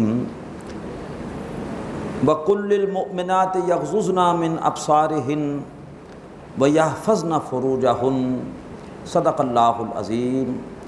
رب اشرح لی صدری ویسر لی امری واحلل عقدۃ من لسانی یفقہوا قولی، آمین یا رب العالمین۔ محترم حضرات اور معزز خواتین، سورہ نور کے چوتھے رکوع میں پہلے مردوں کو حکم دیا گیا کہ وہ اپنی نگاہوں کو نیچا رکھیں اور اپنے ستر کی، اپنی شرمگاہوں کی حفاظت کریں۔ اب بالکل وہی حکم اللہ تبارک و تعالی خواتین کو بھی دے رہے ہیں۔ وَقُلْ لِلْمُؤْمِنَاتِ، اور اے نبی مومن خواتین سے بھی کہہ دیجئے یغضضن من ابصارہن، کہ وہ اپنی نگاہوں کو نیچا رکھیں، وَيَحْفَظْنَ فُرُوجَهُنَّ، اور اپنی شرمگاہوں کی حفاظت کریں۔ یعنی خواتین بھی اپنے ستر کو چھپائیں، اور ستر کو چھپانے سے مراد صرف یہ نہیں ہے کہ ڈھانپ لیا جائے جسم کے اس حصے کو جو ستر ہے، بلکہ یہ ہے کہ اس سے مراد یہ بھی ہے کہ ایسا باریک لباس نہ پہنا جائے کہ جس سے جسم چھلک رہا ہو۔ اللہ کے رسول کا ارشاد ہے قرب قیامت عورتیں ایسا لباس پہنے ہوں گی کہ لباس پہننے کے باوجود بھی برہنہ ہوں گی اور ان پر اللہ تعالیٰ کی لعنت ہوگی۔ اسی طریقے پر لباس ایسا چست بھی نہ ہو کہ جو بالکل جسم کے ساتھ چپکا ہوا ہو، جیسے کہ ٹائٹ قسم کی پتلونیں وغیرہ ہوتی ہیں کہ اس سے بھی جسم کے سارے خد و خال نمایاں ہو جاتے ہیں، بلکہ ڈھیلا ڈھالا لباس ہو اور پورے کے پورے ستر کو ڈھانپنے والا ہو۔ پھر حکم یہ ہے کہ کسی دوسرے کے ستر کو دیکھو بھی نہ۔ آپ نے فرمایا حضرت علی سے رضی اللہ تعالیٰ عنہ، کوئی شخص زندہ ہو یا مردہ ہو اس کے ستر پر مت نگاہ ڈالو۔ یہی وجہ ہے کہ جب ہم کسی بھی مردے کو نہلاتے ہیں تو پورے نہلانے کے عمل کے دوران اس کے ستر کو پوشیدہ رکھا جاتا ہے۔ ستر کے حوالے سے یہ بھی احتیاط ضروری ہے کہ کسی کے ستر پر نگاہ بھی نہ ڈالی جائے، یعنی ہر وہ کام جس سے کہ جنسی جذبے کو مشتعل کیا جاتا ہو، جس سے زنا کا کوئی امکان پیدا ہو، شریعت نے اس پر پابندی لگا دی۔ اے نبی کہیے مومن خواتین سے اپنی نگاہوں کو نیچا رکھیں اور اپنی شرمگاہوں کی حفاظت کریں، ولا یبدین زینتہن الا ما ظہر منہا، اور اپنی زیب و زینت کو ظاہر نہ کریں مگر جو اس میں سے از خود ظاہر ہو۔ کسی عورت کا قد ہے، دراز ہے، وہ اسے نہیں چھپا سکتی۔ اب ظاہری بات ہے کہ اس کی وجہ سے بھی ایک اس میں کشش ہوتی ہے مرد کے لیے، یا جو اس کا بیرونی لباس ہے، اب ظاہری بات ہے کہ اس سے بھی کشش تو ہوتی ہے، اس کو تو وہ نہیں چھپا سکتی۔ البتہ پسندیدہ یہ ہے، اس کو پسند کیا گیا ہے کہ عورتیں برقع بھی اگر پہنیں تو وہ ایسا ہو کہ اس میں کشش نہ ہو۔ آج کل تو برقعوں کے سٹائل بھی ایسے آ گئے ہیں کہ ان کو دیکھ کر بھی ایک دم نگاہ اس طرف جاتی ہے۔ میلا سا برقع ہو، پرانا سا برقع ہو تو یہ زیادہ پسندیدہ ہے کہ جس کی وجہ سے بالکل جو ہے وہ کوئی توجہ ہی نہ ہو مرد کی عورت کی طرف۔ تو اپنی زیب و زینت کو ظاہر نہ کریں سوائے اس کے جو کہ از خود ظاہر ہے۔ وَلْيَضْرِبْنَ بِخُمُرِهِنَّ عَلَى جُيُوبِهِنَّ، اور چاہیے کہ اپنی چادروں کو اوڑھ لیں اپنے سینوں کے اوپر۔ خمار جسے کہا جاتا ہے اس کی جمع یہاں پر خمر آئی ہے۔ سینے کے ابھار میں بھی مرد کے لیے ایک جو ہے وہ کشش ہے، تو گھر کے اندر خواتین کو چاہیے کہ اپنے سینے کے ابھار کو بھی چھپائیں اور ایک اضافی چادر اپنے سینے کے اوپر ڈال لیں اور اس سے سینے کے ابھار کو چھپا لیں۔ تو وَلْيَضْرِبْنَ بِخُمُرِهِنَّ عَلَى جُيُوبِهِنَّ، اور ان کو چاہیے کہ وہ اپنی اوڑھنیاں اپنے سینوں کے اوپر اپنے گریبان پر ڈال لیں۔ وَلَا يُبْدِينَ زِينَتَهُنَّ، اور ان کو چاہیے کہ اپنی زیب و زینت کو ظاہر نہ کریں إِلَّا لِبُعُولَتِهِنَّ، سوائے اپنے شوہروں کے۔ اب یہاں زیب و زینت سے مراد کیا ہے؟ ہمارے جتنے بھی مفسرین ہیں قدیم ہو یا جدید، وہ کہتے ہیں کہ زیب و زینت سے مراد دونوں طرح کی زیب و زینت ہے۔ ایک وہ ہے جو خلقی ہے، جو اللہ نے کسی خاتون کو دی ہے، اور ایک یہ ہے کہ جو آرائش کے لیے خود سے اختیار کی جاتی ہے۔ زیب و زینت کے لیے اچھا لباس پہنا جاتا ہے، زیورات پہنے جاتے ہیں، مزید جو میک اپ وغیرہ کیا جاتا ہے۔ فرمایا کہ اپنی زیب و زینت کو ظاہر نہ کریں الا لبعولاتہن، سوائے اپنے شوہروں کے۔ یعنی خاتون جو ہے وہ اپنے کھلے چہرے کے ساتھ، اس لیے کہ خاتون کے پورے وجود میں جو چیز سب سے زیادہ اس کو زیب و زینت دینے والی ہے وہ ظاہری بات ہے اس کا چہرہ ہے۔ انسان کی زیب و زینت کا مرکز ہوتا ہی چہرہ ہے۔ چہرہ دیکھ کر ہی جو ہے وہ فیصلہ کیا جاتا ہے کہ آیا کوئی شخص خوبصورت ہے کہ نہیں۔ تو فرمایا کہ وہ اپنے چہرے کو، اور یہ ہے کہ اپنی جو بھی زیب و زینت اختیار کرتی ہیں اس کو ظاہر نہ کریں مگر یہ ہے کہ اپنے شوہروں کے سامنے، او آبائہن، یا اپنے باپ جو باپ ہیں ان کے سامنے۔ باپ سے پردہ نہیں ہے، ظاہری بات ہے، باپ سے بھی، باپ کا باپ دادا، اس سے بھی پردہ نہیں ہے۔ او آباء بعولتہن، یا جو ان کے شوہروں کے باپ ہیں، یعنی سسر بھی رخصتی کے بعد ایک خاتون کے لیے محرم ہو جاتا ہے۔ سسر سے کبھی اس کی شادی نہیں ہو سکتی، پردہ ختم ہو گیا، اس کے سامنے خاتون کھلے چہرے کے ساتھ آ سکتی ہے۔ او ابنائہن، یا جو ان کے اپنے سگے بیٹے ہیں وہ بھی ان کے محرم ہیں، ان کے سامنے بھی زیب و زینت ظاہر کر سکتی ہیں۔ او ابناء بعولتہن، یا جو ان کے شوہروں کے بیٹے ہیں، یعنی ان کے سوتیلے بیٹے، شوہر کا پہلی شادی سے کوئی بیٹا ہے تو اس کے سامنے بھی خاتون کھلے چہرے کے ساتھ آ سکتی ہے، پہلی شادی ہو یا کوئی اور بات کی شادی ہو۔ یعنی اگر شوہر کا کسی اور بیوی سے کوئی بیٹا ہے تو اس سے بھی عورت کا پردہ نہیں ہے۔ او اخوانہن، یا اپنے بھائیوں کے سامنے، بھائیوں سے بھی پردہ نہیں ہے۔ اب جو ترتیب چل رہی تھی اس میں ہونا کیا چاہیے تھا؟ آبائہن او آباء بعولتہن، ابنائہن او ابناء بعولتہن، او اخوانہن، ہونا چاہیے تھا او اخوان بعولتہن، اپنے بھائی اور شوہر کے بھائی، اپنے باپ شوہر کے باپ، اپنے بیٹے شوہر کے بیٹے، اپنے بھائی شوہر کے بھائی۔ تو یہاں پر شوہر کے بھائی کا ذکر نہیں ہے۔ تو بخاری شریف کی حدیث ہے کہ ایک صحابی نے اللہ کے رسول سے پوچھا کہ کیا شوہر کے بھائی سے عورت کا پردہ ہے؟ آپ نے فرمایا کہ شوہر کا بھائی عورت کے لیے موت ہے، الہم و موتن، اس لیے کہ سب سے زیادہ کوئی خطرہ ہو سکتا ہے تو ایسے لوگوں سے ہو سکتا ہے عورت کی عصمت کو۔ ایک مخلوط جو ہے وہ معاشرت ہے، گھر میں رہ رہے ہیں، ایک ہی گھر میں کمبائنڈ فیملی ہے، وہاں پر دیور صاحب بھی ہیں اور بھابھی بھی ہے، تو خطرہ ہو سکتا ہے بھابھی کو سب سے زیادہ اپنے دیور سے۔ کوئی اور شخص گھر میں آئے گا تو اس کو تو آنے کے لیے جو ہے وہ کوئی حساب کتاب بنانا پڑے گا، یہ تو گھر میں موجود ہے۔ تو فرمایا کہ دیور تو موت ہے، اللہ تبارک و تعالی ہمیں گھروں پہ شرعی پردہ نافذ کرنے کی توفیق عطا فرمائے۔ ایک صاحب نے سورہ نور سنی اور اس کے بعد انہوں نے اپنے بھائیوں سے کہا کہ آج کے بعد آپ کا میری بیوی سے پردہ ہے۔ تو بھائی صاحب ناراض ہو گئے، تمہیں مجھ پر شک ہے؟ انہوں نے کہا کوئی شک نہیں ہے، بس شریعت کا حکم ہے، پہلے پتہ نہیں تھا تو نہیں کر رہے تھے عمل، اب پتہ چل گیا تو اب عمل کریں گے۔ تو بھائی صاحب ناراض ہو گئے۔ تو 10 دفعہ ناراض ہو بھائی، لیکن یہ ہے کہ ہمیں اللہ کو، اللہ کے رسول کو راضی کرنا ہے صلی اللہ علیہ وآلہ وسلم۔ اس فہرست میں شوہر کے بھائی کا ذکر نہیں ہے، شوہر کے باپ کا ذکر ہے، شوہر کے بیٹے کا ذکر ہے۔ فرمایا او اخوانہن، یا اپنے بھائی، اپنے بھائیوں کے سامنے زیب و زینت ظاہر کر سکتی ہیں۔ او بنی اخوانہن، یا بھائیوں کے بیٹے بھتیجے۔ او بنی اخواتہن، یا بہنوں کے بیٹے بھانجے۔ او نسائہن، اور یا اپنی جان پہچان کی عورتیں۔ مسلمان عورت کا اجنبی عورت سے بھی پردہ ہے، نہ جانے وہ کن اداؤں کے ساتھ، کس لباس کے ساتھ، کیسی گفتگو کے ساتھ گھر پہ آ کے اور ذہن خراب کر دے۔ ڈاکٹر نثار احمد صاحب مثال دیا کرتے تھے کہ سر سید احمد خان کے بہت سے عاشق ہیں جو اس کی غلط فکر کو تو کرتے ہیں، لیکن جو اس شخص کی خوبیاں تھیں اس میں اس کی پیروی نہیں کرتے۔ سر ولیم میور نے اس سے کہا، یو پی کے گورنر نے، کہ آپ کے گھر آنا چاہتا ہوں اپنی فیملی کے ساتھ۔ کہا کہ تم تو گورنر آ جاؤ، تمہاری بیوی میرے گھر پہ نہیں آئے گی۔ اس نے کہا کیوں؟ اس نے کہا کہ ہماری شریعت میں ہماری عورتوں و غیر عورتوں سے بھی پردہ ہے۔ تو سر سید احمد خان کی بہرحال عملی اعتبار سے یہ خوبی بھی تھی، داڑھی بھی آپ اس کی دیکھیے کیسی بڑی داڑھی تھی اس کی۔ تو کاش کہ ہم سر سید احمد خان کی چلیں، یہ باتیں تو اپنا لیں۔ تو جو اچھی باتیں شریعت کے مطابق ہے وہ نہیں اپناتے، اور جو اس شخص نے نیک نیتی کے ساتھ ہی قرآن مجید کی کچھ منمانی تفسیر کی، اس تفسیر کے حوالے سے ہم اس کو کر رہے ہوتے ہیں۔ اور نسائہن، یا جو اپنی جان پہچان کی عورتیں ہیں ان سے پردہ نہیں ہے۔ او ما ملکت ایمانہم، یا جو ان کی کنیزیں ہیں۔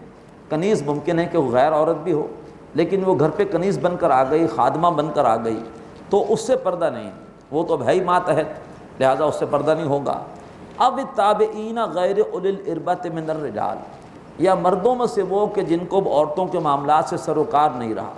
بعض گھروں میں ایسے پرانے ملازم ہوتے ہیں بوڑھے کہ نظر آتا ہے کہ ان کو کوئی جنسی اعتبار سے اب کوئی رغبت نہیں ہے، تو ایسے پرانے ملازموں سے بھی گھر کی خواتین اگر پردہ نہ کریں تو اجازت ہے۔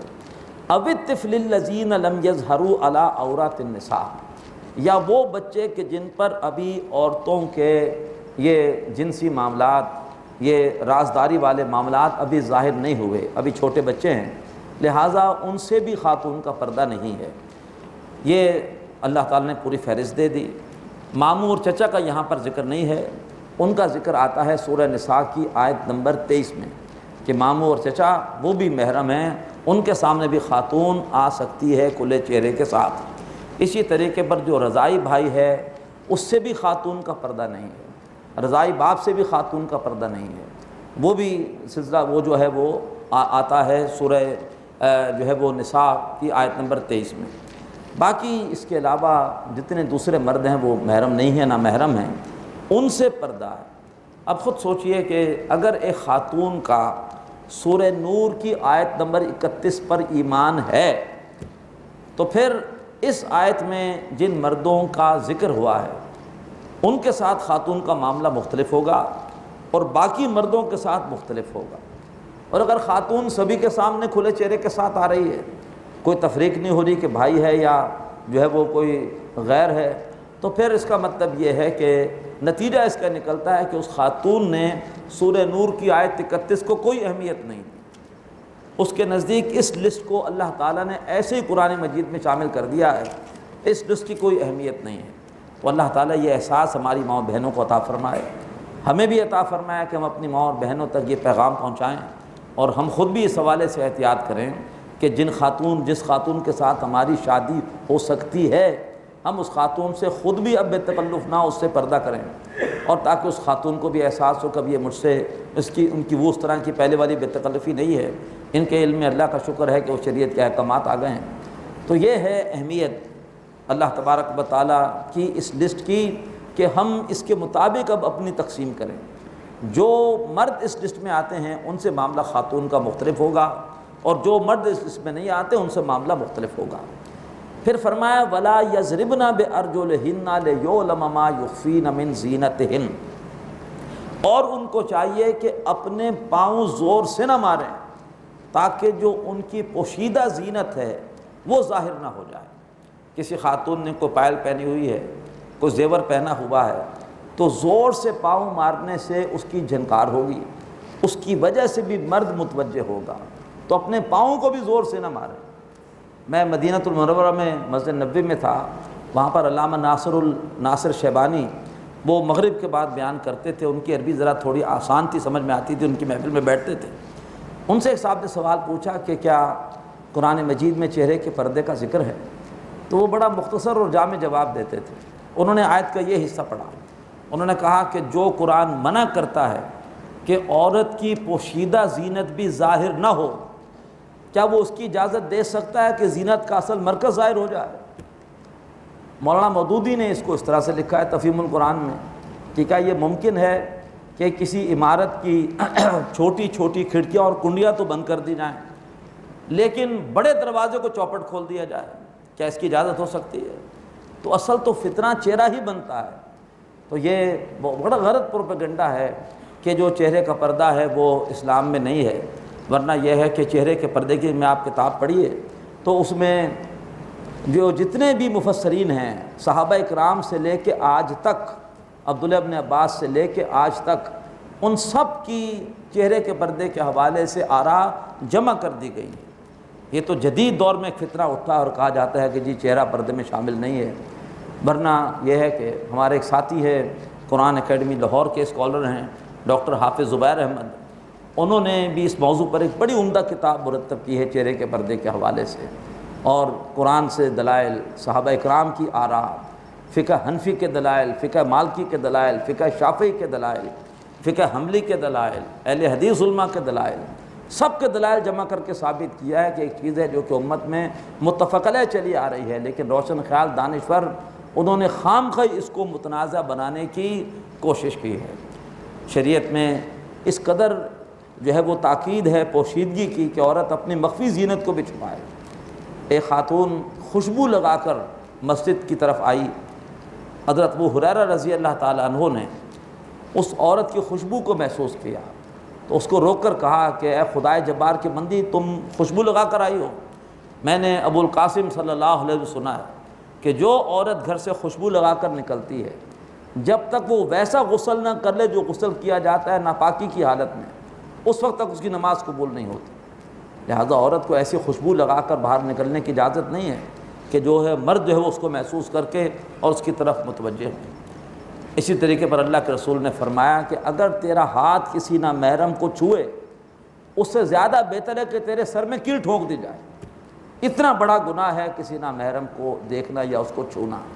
اللہ کے رسول خواتین سے بیعت لیتے تھے اور مردوں سے بیعت لیتے تھے ہاتھ میں ہاتھ لے کر، خواتین کا ہاتھ نہیں لیتے تھے۔ خاتون نے ہاتھ بڑھایا، آپ نے کہا کہ نہیں۔ طریقہ یہ تھا کہ یا تو کوئی چادر ہوتی، خواتین چادر کا ایک حصہ پکڑتے، آپ دوسرا حصہ پکڑتے، یا بڑے سے برتن میں پانی ڈالا جاتا، ایک طرف خواتین ہاتھ ڈالتی دوسری طرف ہاتھ ڈالتے۔ لہٰذا اس قدر جو ہے وہ احتیاط ہے خواتین کے ساتھ جو ہے وہ تعلق میں۔ حدیث میں آتا ہے کہ اگر کسی تنہا محفل میں عورت اور مرد ایک ساتھ جمع ہوں، صرف ایک مرد اور ایک عورت ہو، تیسرا ان کے ساتھ شیطان ہوتا ہے۔ یہاں تک ان کی زیب و زینت کی پوشیدگی کا ہے کہ فرمایا کہ نماز میں اگر امام صاحب سے غلطی ہو جائے اور نماز میں اگر خواتین بھی موجود ہوں تو مرد تو کہیں گے سبحان اللہ، ہمارے یہاں بعض بھائی کہنا شروع کر دیتے ہیں اللہ اکبر، اللہ اکبر نہیں کہا جاتا، مقتدی کہیں گے سبحان اللہ، جبکہ خواتین وہ صرف تالی بجائیں گی، ان کی آواز کا بھی پردہ ہے، وہ اپنی آواز بھی نہیں نکالیں گی، ان کی آواز کا بھی پردہ ہے۔ جبکہ آج ہم نے مذاق اڑایا ہوا ہے شریعت کا۔ مجھے ایک ادارے میں بلایا گیا سیرت کے جلسے میں تقریر کے لیے، اور وہاں پر جو ہے وہ خواتین آ کے لہگ لہگ کے نعتیں پڑھ رہی ہیں۔ ایک تو جی آیا کہ میں اس محفل سے اڑ جاؤں کہ سیرت کے جلسے میں سیرت کا مذاق، لیکن میں نے کہا کہ نہیں، مناسب نہیں ہے، ضروری ہے کہ ان کے سامنے صحیح بات رکھی جائے۔ تو میں نے ان کے سامنے بات رکھی کہ عورت کی آواز کا بھی پردہ ہے۔ عورت کے لیے تو حکم یہ ہے کہ نماز بھی گھر کے اندرونی حصے میں پڑھے، صرف اس نماز میں کہ جس میں ساتھ واز ہوتا ہے، جمعے کی نماز، عید کی نماز، اس میں اس کو مسجد میں آنا پسندیدہ ہے تاکہ واز سنیں، ورنہ اس کی نماز بھی گھر کے اندرونی حصے میں ہے۔ اور چہ جائے کہ عورت مردوں کے اندر آ کر اور لہک لہک کے جو ہے وہ نعتیں پڑھ رہی ہے، اور جو ہے وہ مرد بھی اس کی لاتوں سے جو ہے وہ لطف اندوز ہو رہے ہیں معاذ اللہ۔ تو سیرت کی محفل میں سیرت کا مذاق اڑایا جا رہا ہے۔ تو اب ظاہری بات ہے ایسی باتیں ہوں تو پھر دوبارہ تو نہیں بلایا جاتا ایسے جلسوں میں، لیکن اللہ تبارک و تعالی ہمیں ہر جگہ صحیح بات کہنے کی توفیق عطا فرمائے۔ تو فرمایا کہ وَلَا يَضْرِبْنَ بِأَرْجُلِهِنَّ لِيُعْلَمَ مَا يُخْفِينَ مِنْ زِينَتِهِنَّ، اور ان کو چاہیے کہ اپنے قدموں کو زور سے نہ ماریں تاکہ جو ان کی مخفی زینت ہے وہ ظاہر نہ ہو جائے۔ وَتُوبُوا إِلَى اللَّهِ جَمِيعًا، اور اللہ تعالیٰ کی بارگاہ میں توبہ کرو اے سب کے سب مومنوں، اللہ کی بارگاہ میں سب کے سب توبہ کرو ایھا المؤمنون، اے مومنوں، لعلکم تفلحون، تاکہ تم کامیاب ہو جاؤ۔ وَأَنكِحُوا الْأَيَامَ مِنکم، زنا ہی کی روک تھام کے حوالے سے یہ پردے کے احکامات ہیں۔ اس رستے کی طرف مت جاؤ کہ جو رستہ تمہیں زنا کی طرف لے کر جاتا ہے۔ اسی طریقے پر نکاح کا حکم ہے کہ نکاح کو آسان کرو، جن کا نکاح ہو سکتا ہے ان کا نکاح کر دو تاکہ کوئی زنا کی طرف ان کا ذہن ہی نہ جائے۔ فرمایا وَأَنكِحُوا الْأَيَامَ مِنکم، جو بھی تم میں سے بغیر شوہر والے یا بغیر بیویوں والے ہیں، بغیر شوہر والیاں یا بغیر بیویوں والے ہیں، ان کی شادیاں کر دو، بیوہ عورتوں کی شادیاں کر دو، اور یا یہ ہے کہ جس شخص کی بیوی مر چکی ہے اس کی بھی جو ہے وہ شادی کر دو۔ وَالصَّالِحِينَ مِنْ عِبَادِكُمْ، اور جو بھی تمہارے غلاموں میں سے نیک ہیں، وَإِمَائِكُمْ، اور تمہاری کنیزوں میں سے نیک ہیں، ان کے بھی نکاح کر دو، اس لیے کہ کنیز جب تک ہے تو نہ جانے کہاں کہاں بکتی رہے گی، اور یہ ہے کہ اس سے کوئی تحفظ حاصل نہیں ہوگا۔ نکاح کے ذریعے سے تحفظ حاصل ہو جاتا ہے۔ نکاح کے ذریعے سے ایک مرد وعدہ کرتا ہے کہ میں اس خاتون کی زندگی بھر حفاظت کروں گا، اس کے سارے اخراجات اٹھاؤں گا، میں اس کو مہر بھی دوں گا، اگر میری زندگی میں فوت ہو گئی تو یہ میری وراثت کی حقدار بھی ہوگی، پروٹیکشن مل جاتی ہے نکاح کے ذریعے سے۔ تو فرمایا کہ جو تمہارے غلاموں میں سے نیک ہیں، کنیزوں میں سے نیک ہیں، ان کے بھی نکاح کر دو۔ ان یکونوا فقراء، اگر وہ غلام یا کنیزیں فقراء ہیں، یغنہم اللہ من فضلہ، تو اللہ تعالیٰ انہیں اپنے فضل سے غنی کر دے گا۔ واللہ واسع علیم، اور اللہ تعالیٰ بڑی وسعت والا اور سب کو جاننے والا ہے۔ البتہ جو آزاد مرد ہیں ان کو حکم دیا گیا کہ جب تک گنجائش ان کی نکاح کے حوالے سے مالی اعتبار سے نہ ہو جائے وہ صبر کریں۔ فرمایا وَلْيَسْتَعْفِفِ الَّذِينَ لَا يَجِدُونَ نِكَاحًا حَتَّى يُغْنِيَهُمُ اللَّهُ مِنْ فَضْلِهِ، اور وہ لوگ جو کہ نکاح کے حوالے سے ابھی مالی گنجائش نہیں رکھتے، مہر نہیں دے سکتے، اپنی بیوی اور اس کے بعد خاندان کا خرچہ اٹھانے کی مالی سکت نہیں رکھتے، ان کو چاہیے کہ اپنے آپ کو روکے رکھیں، حتیٰ یغنیہم اللہ من فضلہ، یہاں تک کہ اللہ تعالیٰ انہیں اپنے فضل میں سے غنی کر دے۔ والذین یبتغون الکتاب مما ملکت ایمانکم، اور تمہارے غلاموں اور کنیزوں میں سے جو مکاتبت چاہیں، کوئی غلام یہ کہہ دے کہ میں فلاں ہنر جانتا ہوں مجھے آپ آزاد کر دیجئے، میں انشاءاللہ اتنے عرصے میں محنت کر کے میں آپ کو اتنے پیسے دے دوں گا، تو پھر آپ اس کو جو ہے وہ آزاد کر دیں، اس سے کہیں کہ ٹھیک ہے میں تمہیں آزاد کرتا ہوں اور تم اتنے عرصے میں مجھے اتنی رقم دے دینا۔ تو والذین یبتغون الکتاب مما ملکت ایمانکم فقاتبوہم، تو انہیں لکھ کر دے دو، انہیں آزاد کر دو۔ ان علمتم فیہم خیرا، اگر تم ان میں کوئی بھلائی پاتے ہو، ایسا نہ ہو کہ کوئی خراب کردار کا شخص ہے اس کو آزاد کر دیا تو وہ تو معاشرے میں فساد مچائے گا، تو اس کے لیے نہیں، اگر تم ان میں بھلائی پاتے ہو۔ وَآتُوهُم مِّن مَّالِ اللَّهِ الَّذِي آتَاكُمْ، اور جو بھی اللہ نے تمہیں مال دیا ہے اس میں سے ان کو دو، ایسے لوگوں کی مدد کرو۔ اسلام چاہتا ہے کہ معاشرے سے یہ غلامی ختم ہو اور لوگ آزاد ہوں۔ وَلَا تُكْرِهُوا فَتَيَاتِكُمْ عَلَى الْبِغَاءِ، اور اپنی کنیزوں کو مجبور نہ کرو گناہ پر، ان اردنا تحسن لتبتغوا عرض الحیات الدنیا، جبکہ وہ پاک دامن رہنا چاہتی ہیں، اگر تم چاہتے ہو تاکہ تم اس کے ذریعے سے دنیا کا ساز و سامان حاصل کرو، پیشہ کروانا اپنی کنیز سے اور غلط کام اس سے کروانا، اس کے پیسے لینا، اس کی ممانعت ہے۔ اپنی کنیزوں کو جبکہ وہ پاکیزہ رہنا چاہتی ہیں غلط کام پر مت مجبور کرو کہ تم اس کے ذریعے سے دنیا کا مال و اسباب حاصل کرو۔ وَمَن يُكْرِهُنَّ، اور جو کوئی بھی ان کو مجبور کرے گا غلط کام کے لیے، فَإِنَّ اللَّهَ مِن بَعْدِ إِكْرَاهِهِنَّ غَفُورٌ رَحِيمٌ، تو پھر اللہ تعالیٰ ان کے اس مجبور کرنے کے بعد انہیں بخشنے والا، رحم کرنے والا ہے۔ آیت کے اسی حصے سے یہ حکم بھی اخذ کیا گیا کہ اگر کسی خاتون کے ساتھ زنا بالجبر ہو تو پھر اس خاتون پر حد جاری نہیں ہوگی۔ اگر ثابت کر دے وہ خاتون کہ یہ زنا میرے ساتھ بالجبر ہوا ہے تو پھر اس پر کوئی حد جاری نہیں ہوگی، شریعت کا یہ حکم ہے۔ جب ہمارے ہاں مشرف کے دور میں بہت بڑا ظلم ہوا اور حقوق نسواں آرڈیننس، نام نہاد حقوق نسواں آرڈیننس پاس کیا گیا اور حدود آرڈیننس کو ختم کیا گیا، تو جھوٹا پروپیگنڈا کیا گیا کہ بیچاری بہت ساری عورتیں ان کے ساتھ زنا بالجبر ہوا اور ان کو جو ہے وہ سزائیں دی گئیں۔ کسی ایک عورت کو بھی اس حوالے سے سزا نہیں دی گئی۔ تقی عثمانی صاحب ویسے تو نہیں آتے تھے اس سے پہلے ٹیلی ویژن وغیرہ پر، اور وہ جو ہے وہ تصویر جو ہے اس کے قائل نہیں تھے، لیکن مجبور ہو کر اس موقع پر وہ بھی ARY پر آئے اور اس کے بعد انہوں نے انٹرویو دیا اور انہوں نے باقاعدہ فیکٹس اینڈ فیگرز دیں کہ کوئی ایک بھی ایسا کیس نہیں ہے کہ کسی خاتون کو حدود آرڈیننس کے تحت اس لیے سزا دی گئی ہو کہ جو ہے وہ اس بیچاری کے ساتھ زنا بالجبر ہوا، غلط حرکت کرنے والا تو دفع ہو گیا اور وہ بیچاری اس پر ظاہر بات ہے وہ حاملہ ہو گئی اور اس پر حد جاری کر دی گئی۔ کہنے کوئی ایک واقعہ بھی ایسا نہیں، شریعت میں اس کی اجازت ہی نہیں ہے کہ اگر کسی کے ساتھ زنا بالجبر ہو تو اس خاتون کو جو ہے وہ کوئی سزا دی جائے۔ وَلَقَدْ أَنزَلْنَا إِلَيْكُمْ آيَاتٍ مُبَيِّنَاتٍ، اور ہم نے تمہاری طرف اپنے احکامات کو کھول دینے والی آیتیں نازل کر دی ہیں۔ وَمَثَلًا مِّنَ الَّذِينَ خَلَوْا مِن قَبْلِكُمْ، اور جو لوگ تم سے پہلے گزرے ہیں ان کا بھی حال تم پر واضح کر دیا ہے۔ وَمَوْعِظَةً لِّلْمُتَّقِينَ، اور ایسے تعلیمات نازل کی ہیں کہ جو متقیوں کے لیے دلوں کو نرم کرنے والی نصیحت کا درجہ رکھتی ہیں۔ اللہ تعالی ہمارے دلوں کو نرم فرمائے اور اللہ ہم سب کے لیے شریعت کے احکامات پر عمل کرنا آسان فرمائے۔ اقول قولی ھذا واستغفر اللہ لی ولکم ولسائر المسلمین والمسلمات۔ هذا القرآن يوحدنا لطريق الخير يوجهنا هذا بلاغ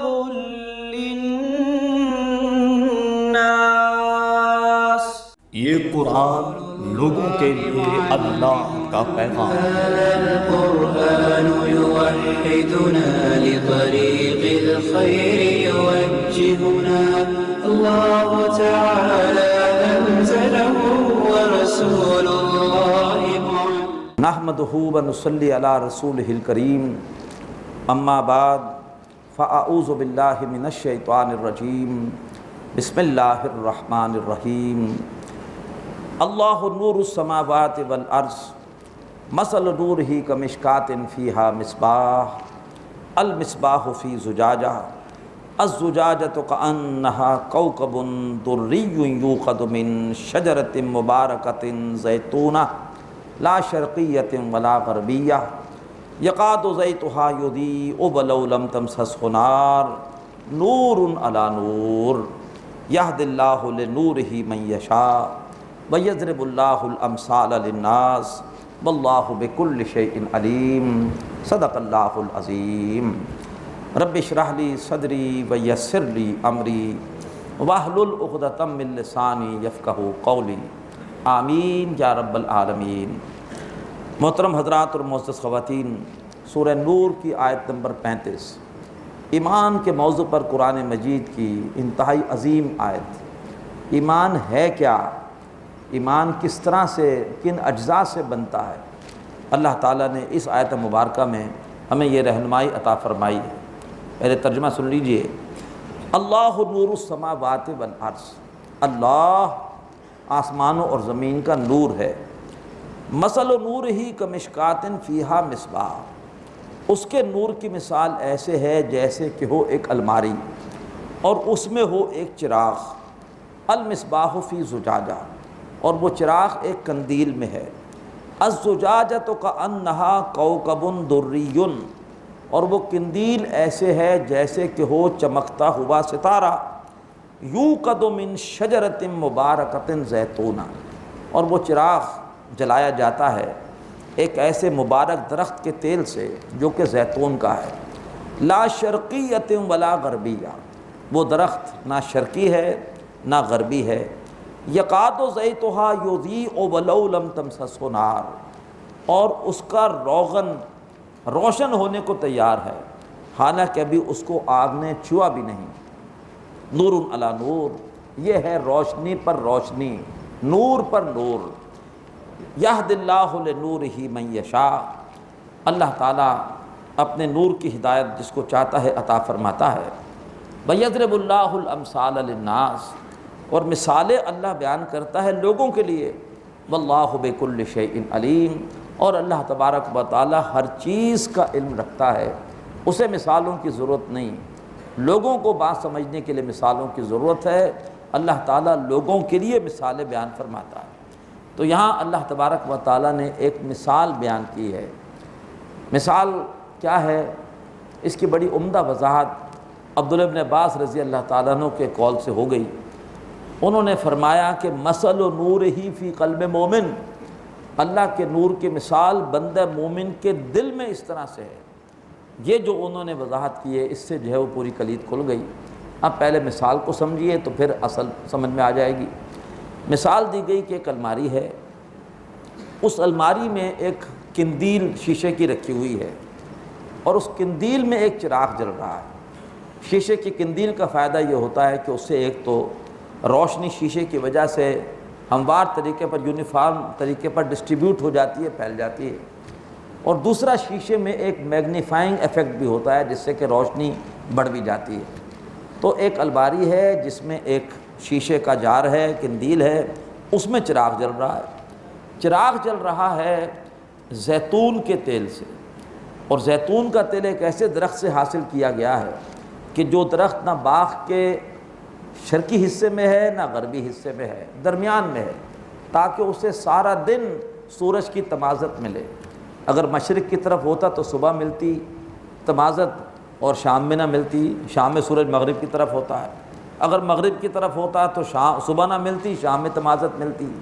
درمیان میں ہے تاکہ اسے سارا دن سورج کی تمازت ملے، اور وہ سورج کی وہ جو مل رہی ہے اس کو سولر انرجی، وہ ظاہری بات ہے کہ اس درخت میں ایڈ ہو رہی ہے ہیٹ انرجی کے طور پر یا کیمیکل انرجی کے طور پر، اور اب جو اس کا روغن ہے اس میں اتنی کیمیکل انرجی ہے کہ وہ زیادہ جو ہے حرارت دے رہا ہے، زیادہ دیر تک جو ہے وہ نہ صرف یہ ہے کہ جلنے والا ہے بلکہ فوراً ایسا ہے کہ آگ کو دے کر اسے پکڑنے والا ہے۔ یکاد زیتھا یضیء ولو لم تمسسہ نار، اس کا روغن ایسا ہے کہ وہ خود روشن ہونے کو تیار ہے اگرچہ ابھی اس کو آگ نے چھوا نہ ہو۔ جیسے پٹرول خود جا کر آگ کو پکڑتا ہے، اسی طریقے پر اتنا اس کا شفاف روغن ہے۔ اس کی وجہ سے وہ جو قندیل ہے وہ ایک روشن ستارے کی طرح وہ چمک رہی ہے۔ اب جو عبداللہ ابن عباس رضی اللہ تعالیٰ نے وضاحت یہ ہے کہ یہ اصل میں ایمان کی مثال ہے بندہ مومن کے دل میں۔ اللہ پر ایمان ایک نور ہے، ایک ہوتا ہے ظاہری نور جو آنکھ کا نور ہوتا ہے، اس سے ہم اشیاء کے ظاہر کو دیکھتے ہیں، اور ایک ہوتا ہے نور ایمان جو دل میں ہوتا ہے، اس سے ہم اشیاء کی حقیقت کو دیکھتے ہیں۔ لہٰذا ایمان ایک نور ہے۔ اس کی مثال ایسے ہے کہ جیسے ایک الماری ہو، الماری سے مراد ہمارا یہ سینے کا پورا پنجرہ ہے، اور قندیل سے مراد ہمارا دل ہے، اور چراغ سے مراد وہ ایمان ہے، اور روغن سے مراد ہے فطرت۔ اللہ نے ہر بچے کو فطرت پر پیدا کیا، یہ اس کے ماں باپ ہیں جو اسے یہودی، عیسائی یا مجوسی بنا دیتے ہیں۔ تو اگر فطرت سلامت ہو تو پھر جیسے ہی اللہ کی طرف سے وحی آتی ہے تو انسان فوراً آگے بڑھ کر اس وحی کو اسی طرح سے قبول کرتا ہے، اس کا استقبال کرتا ہے، جیسے کہ ایک شفاف تیل آگے بڑھ کے آگ کو پکڑتا ہے۔ اسی طریقے پر اگر ہمارا فطرت کا معاملہ بالکل صحیح سالم ہے اور اس میں کوئی آمیزش نہیں ہے، فطرت میں کسی قسم کی آلودگی نہیں ہے، تو جیسی ہمارے سامنے وحی کی تعلیم آئے گی ہم فوراً آگے بڑھ کے اسے قبول کریں گے، اور ہمارا باطن ایمان کے نور سے جگمگا اٹھے گا۔ مثال سے آپ کو بات سمجھ میں آئے گی۔ ابو بکر صدیق رضی اللہ تعالیٰ عنہ کی فطرت سلامت تھی، دور جاہلیت میں بھی کبھی شراب نہیں پی، جھوٹ نہیں بولا، کبھی بت پرستی نہیں کی۔ اللہ کے رسول کہتے ہیں کہ واحد ابو بکر ہیں کہ میں نے جس کے سامنے بھی دعوت رکھی اس نے دعوت قبول کرنے میں کچھ وقت لیا سوائے ابو بکر کے، جیسے میں نے ان کے سامنے دعوت رکھی فوراً قبول کر لی۔ یہ ہے اصل میں ایک سلیم الفطرت انسان، جس میں کوئی شرقی غربی کا تعصب نہ ہو۔ درویش خدا مست نہ شرقی ہے نہ غربی، نہ گھر اس کا نہ دلی نہ صفحہ نہ سمرقند، بلکہ جہاں سے بھی حق ہو وہ اسے قبول کرنے کو تیار ہو۔ یہ ہے سلیم الفطرت انسان۔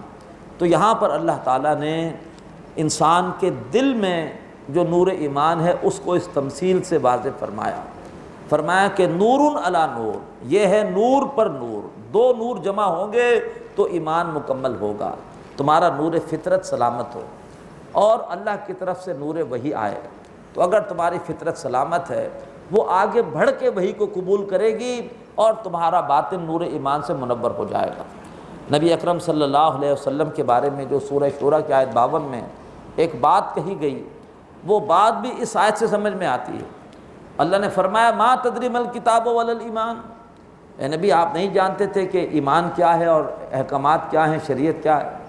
ولیکن جعلناہ نورا، ہم نے اس قرآن کو نور بنا دیا، نہدی بہ من نشاء، جس کے ذریعے جس کو چاہے ہدایت دیتے۔ اللہ کے رسول کا ایمان تھا لیکن وہ صرف ایمان کا ایک حصہ تھا، آپ کا نور فطرت سلامت تھا، اور آپ نے بھی نبوت کے ظہور سے پہلے نہ کبھی کوئی شراب نوشی کی، نہ کبھی جھوٹ بولا، نہ کبھی امانت میں خیانت کی، لیکن آپ کا ایمان بھی کیسے مکمل ہوا؟ ولیکن جعلناہ نوراً، اللہ نے اس قرآن کو نور بنا کر آپ کی طرف بھیجا، آپ نے اسے قبول کیا اور اس کے بعد جو ہے وہ آپ کا باطن بھی ایمان کے نور سے منور ہو گیا۔ آمن الرسول، رسول بھی ایمان لے آئے۔ تو یہ نہیں کہ آپ کے اندر پہلے ایمان نہیں تھا، ایمان تھا لیکن وہ ایمان ابھی کامل نہیں تھا، ایمان صرف فطرت کی حد تک تھا۔ ایمان کی تکمیل ہوتی ہے دو نوروں سے، نور فطرت پلس نور وحی، دونوں ملتے ہیں تو ایمان کی تکمیل ہوتی ہے۔ یہ ہے تمثیل جو یہاں پر بیان کی گئی۔ فرمایا اللہ نور السماوات والارض، اللہ تعالیٰ پر ایمان کی مثال ایسے ہے کہ وہ ایمان ایک نور ہے آسمانوں اور زمین کا، آسمانوں اور زمین کے حقائق انسان اس نور کے ذریعے سے پہچانتا ہے، اشیاء کی حقیقت کو سمجھتا ہے اس نور ایمانی کی وجہ سے۔ اشیاء کا ظاہر نور جو ہے وہ آنکھوں کے نور سے، اور اشیاء کی حقیقت وہ ایمان کے نور سے، دل کے نور سے۔ مثل نور ہی کمشکات فیہا مصباح، اس کے نور کی مثال ایسے ہے جیسے کہ ہو ایک الماری، اس میں ہو ایک چراغ، المصباح فی زجاجہ، چراغ ہے ایک قندیل میں، الزجاجۃ کانہا کوکب دری، قندیل ایسے ہے جیسے کہ چمکتا ہوا ستارہ، یوقد من شجرۃ مبارکۃ زیتونہ، کہ جسے جلایا جاتا ہے جس چراغ کو ایک ایسے مبارک درخت کے روغن سے جو زیتون کا ہے، لا شرقیۃ ولا غربیہ، نہ وہ شرقی ہے نہ غربی، یقاد زیتھا یضیء ولو لم تمسسہ نار، اس کا روغن روشن ہونے کو تیار ہے اگرچہ بھی اس کو آگ نے نہ چھوا ہو۔ نور علی نور، یہ ہے نور پر نور، نور ایمان دو نوروں کا مجموعہ، نور فطرت پلس نور وحی، اس سے نور ایمان بن جائے گا۔ یہد اللہ لنورہ من یشاء، اللہ اپنے نور کی ہدایت جس کو چاہتا ہے عطا فرماتا ہے۔ وَيَضْرِبُ اللَّهُ الْأَمْثَالَ لِلنَّاسِ، مثالیں اللہ بیان کرتا ہے لوگوں کے لیے، کیوں؟ وَاللَّهُ بِكُلِّ شَيْءٍ عَلِيمٌ، اللہ کو تو ہر چیز کا علم ہے۔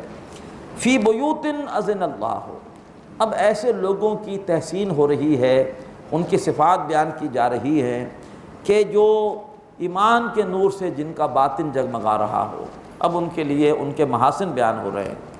فرمایا فی بیوت اذن اللہ ان ترفع، ان گھروں میں کہ جن کے بارے میں اللہ نے حکم دیا کہ انہیں بلند کیا جائے، مراد ہے مسجدیں۔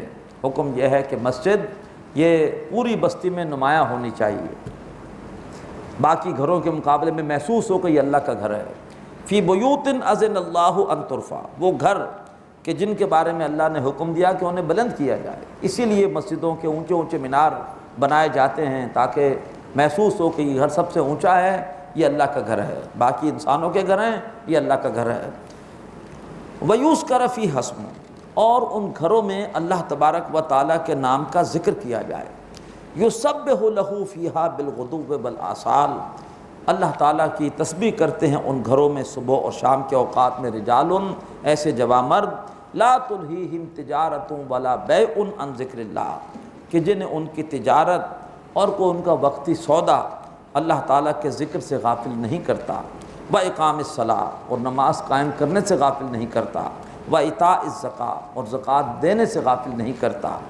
اتنی نیکیاں کرنے کے باوجود نمازیں بھی پڑھ رہے ہیں، زکوٰۃ بھی دے رہے ہیں، اللہ کا ذکر بھی کر رہے ہیں، اللہ کے گھروں کو آباد بھی کر رہے ہیں، اس کے باوجود یخافون یوما تتقلب فیہ القلوب والابصار، ڈرتے رہتے ہیں اس دن کے احساس سے کہ جس دن دل اور نگاہیں الٹ دی جائیں گی۔ لیجزیہم اللہ احسن ما عملوا، تاکہ اللہ تعالیٰ انہیں ان کے اعمال کا بہترین بدلہ عطا فرمائے، ویزیدہم من فضلہ، اور اللہ اپنے فضل میں سے اور بھی انہیں عطا فرمائے، جو محنت کی ہے اس کا اجر بھی ملے، اور اس کے علاوہ مزید اللہ تعالیٰ انعام کے طور پر بھی اپنا فضل عطا فرمائے۔ واللہ یرزق من یشاء بغیر حساب، اللہ جسے چاہتا ہے بغیر حساب رزق عطا فرماتا ہے۔ اب ایک دوسری تمثیل، والذین کفروا، وہ لوگ کہ جنہوں نے کفر کیا، حالت کفر میں نیکی کی ہے، دکھاوے کی نیکی کی ہے، جزوی نیکی کی ہے، حرام خوری سے چندے دیے ہیں، عمرے کیے، حج کیے ہیں، وہ لوگ کہ جنہوں نے کفر کیا، اعمالہم، ان کے اعمال کی مثال ایسے ہے کسراب بقیعہ، جیسے کسی چٹیل میدان میں سراب ہو، یحسبہ الظمآن ماء، ایک شدید پیاسا اس سراب کو دیکھ کر سمجھتا ہے کہ یہ پانی ہے، حتی اذا جاءہ، یہاں تک کہ جب وہ اس کے پاس آیا، لم یجدہ شیئا، اس نے اسے کچھ بھی نہ پایا، پانی نہیں تھا، وہ تو چمکتی ہوئی ریت تھی، ووجد اللہ عندہ، اور اس نے وہاں پر اللہ تعالیٰ کو پایا، فوفاہ حسابا، اور اللہ نے اس کا حساب چکا دیا۔ جیسے حدیث میں آتا ہے کہ قیامت کے دن سب سے پہلے 3 اشخاص اللہ کی بارگاہ میں پیش ہوں گے، شہید، عالم دین اور ایک سخی انسان۔ اللہ شہید پر اپنے انعامات گنوا کر پوچھے گا تم نے کیا کیا؟ وہ کہے گا اللہ میں نے اپنی عزیز شہ جان آپ کی راہ میں قربان کر دی۔ اللہ کہے گا تم نے جھوٹ بولا، تم نے جو بہادری کے جوہر دکھائے تھے اس لیے تاکہ لوگ کہیں کتنا بہادر ہے، اور تمہارا یہ مقصد پورا ہو گیا، یہاں تمہارے لیے کچھ نہیں، اوندے منہ گھسیٹ کے جہنم میں ڈال دیا جائے گا۔ یہی حشر عالم دین کا ہوگا، یہی حشر اس سخی کا ہوگا، دکھاوے کے لیے علم حاصل کیا، دکھاوے کے لیے تبلیغ کی، دکھاوے کے لیے مال خرچ کیا، فرمایا وہاں وہ پائے گا اللہ کو، فوفاہ حسابا، اللہ تعالیٰ اس کا حساب چکا دے گا، واللہ سریع الحساب، اللہ بہت جلد حساب چکانے والا ہے۔ او کظلمات فی بحر اللجی، تیسری تمثیل ایک ایسے بدنصیب انسان کی کہ کفر تو ہے ہی ہے، کوئی دکھاوے کے عمل کی بھی نیکی نہیں ہے۔ پہلی مثال میں کوئی عمل تو تھا، دکھاوے کا عمل تھا، یہاں تو عمل سرے سے ہے ہی نہیں۔ فرمایا یا ان اندھیروں کی مثال جو ان اندھیروں کی مانند جو ہوں کسی گہرے سمندر میں، یغشاہ ہو موج، اس پر سمندر پر چھا رہی ہو موج، من فوق ہی موج، اس کے اوپر ایک اور موج، من فوق ہی سحاب، اور اوپر آسمان پر بھی بادل ہوں، بڑا سمندر جوش میں ہے، موج پر موج چلی آ رہی ہے، اور اوپر آسمان پر بادل ہیں تاکہ سورج یا چاند یا ستاروں کی روشنی بھی نہ آ سکے۔ تو اگر یہ کیفیت ہو تو سمندر میں بڑا گھٹا ٹوپ اندھیرا ہوتا ہے۔ تو ان اندھیروں کی مانند جو گہرے سمندر میں ہیں، وہ سمندر کے جس پر چھا رہی ہے موج، اس کے اوپر سے ایک اور موج، اور اس کے اوپر ہیں بادل، ظلمات بعضها فوق بعض، اندھیروں پر اندھیرے ہیں، اذا اخرج یدہ، اور جب وہ اپنا ہاتھ نکالتا ہے، لم یقد یراہا، تو وہ اپنے ہاتھ کو دیکھ بھی نہیں سکتا، اتنے اندھیرے ہیں کہ ہاتھ کو ہاتھ سجائی نہیں دیتا۔ وَمَن لَّمْ يَجْعَلِ اللَّهُ لَهُ نُورًا، اور اللہ تعالیٰ ہی جس کے لیے نور پیدا نہ کرے، فَمَا لَهُ مِن نور، اس کے لیے کوئی نور نہیں ہے۔ أَلَمْ تَرَ أَنَّ اللَّهَ يُسَبِّحُ لَهُ مَن فِي السَّمَاوَاتِ وَالْأَرْضِ، اور کیا تم نے نہیں دیکھا کہ اللہ تبارک و تعالیٰ کی تسبیح کرتی ہے ہر وہ شے جو آسمانوں میں ہے اور وہ جو زمین میں ہے، وَالطَّيْرُ صَافَّاتٍ، اور اڑتے ہوئے پرندے بھی اپنے پروں کو پھیلائے ہوئے اللہ تبارک و تعالیٰ کی تسبیح کر رہے ہوتے ہیں۔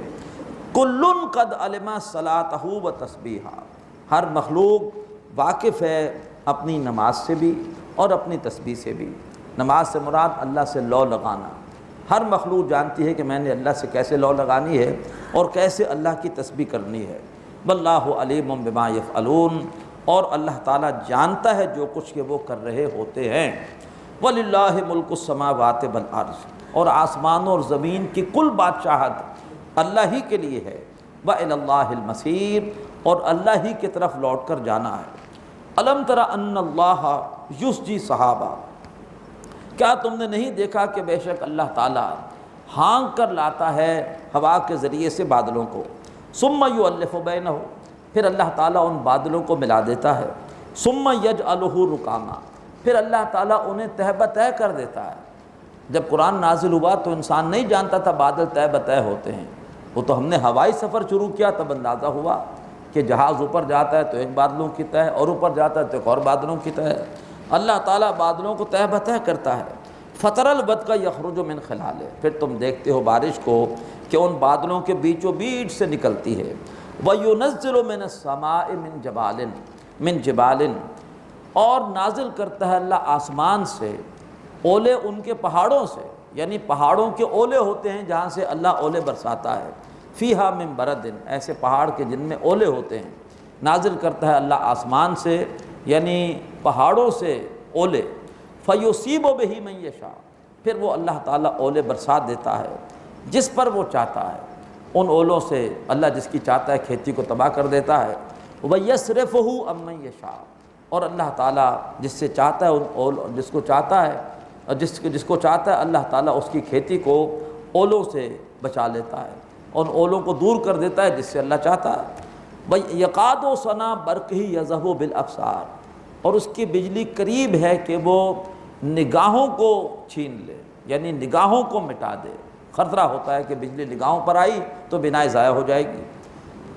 يُقَلِّبُ اللَّهُ اللَّيْلَ وَالنَّهَارَ، اللہ تعالیٰ ہی الٹتا پلٹتا رہتا ہے دن کو اور رات کو۔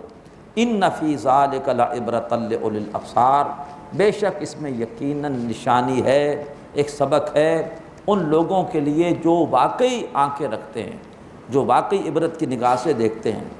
وَاللَّهُ خَلَقَ كُلَّ دَابَّةٍ مِّن مَّاءٍ، اور اللہ تعالیٰ نے ہی ہر جاندار کو بنایا من ماء، پانی سے۔ تخلیق میں گارا اور پانی، گارا جو بنتا ہے ریت اور پانی دونوں کے ملاپ سے گارا بنتا ہے، جس سے کہ کل مخلوقات اللہ نے بنائیں۔ تو وَاللَّهُ خَلَقَ كُلَّ دَابَّةٍ مِّن مَّاءٍ، یعنی وہ مخلوقات جو کہ زمین پر ہیں، فرشتے ہیں ظاہر بات ہے وہ تو نور سے بنے ہیں، جو مخلوقات زمین پر چل پھر رہی ہیں اللہ نے ان کو بنایا پانی سے۔ فَمِنْهُمْ مَنْ يَمْشِي عَلَى بَطْنِهِ، ان میں سے کچھ وہ بھی ہیں جو چلتی ہیں اپنے پیٹ پر، رینگتی ہیں، جیسے کیڑے ہیں پیٹ پر چل رہے ہیں۔ وَمِنْهُمْ مَنْ يَمْشِي عَلَى رِجْلَيْنِ، ان میں سے وہ بھی ہیں جو دو ٹانگوں پر چلتے ہیں، انسان بھی ہے، مرغیاں بھی ہے، بندر بھی ہے۔ وَمِنْهُمْ مَنْ يَمْشِي عَلَى أَرْبَعٍ، ان میں سے وہ بھی ہیں جو چار ٹانگوں پر چلتے ہیں، چوپائے ہیں۔ يَخْلُقُ اللَّهُ مَا يَشَاءُ، اللہ جو چاہتا ہے بناتا ہے۔ إِنَّ اللَّهَ عَلَى كُلِّ شَيْءٍ قَدِيرٌ، بے شک اللہ تعالیٰ ہر چیز پہ قدرت رکھتا ہے۔ لَقَدْ أَنزَلْنَا آيَاتٍ مُبَيِّنَاتٍ، یقیناً ہم نے نازل کر دی ہیں واضح کرنے والی آیتیں، یہ نہیں فرمایا آیات بینات، آیات مبینات، ہم نے تم پر ایک ایک حقیقت کو واضح کرنے والی آیتیں نازل کر دی ہیں۔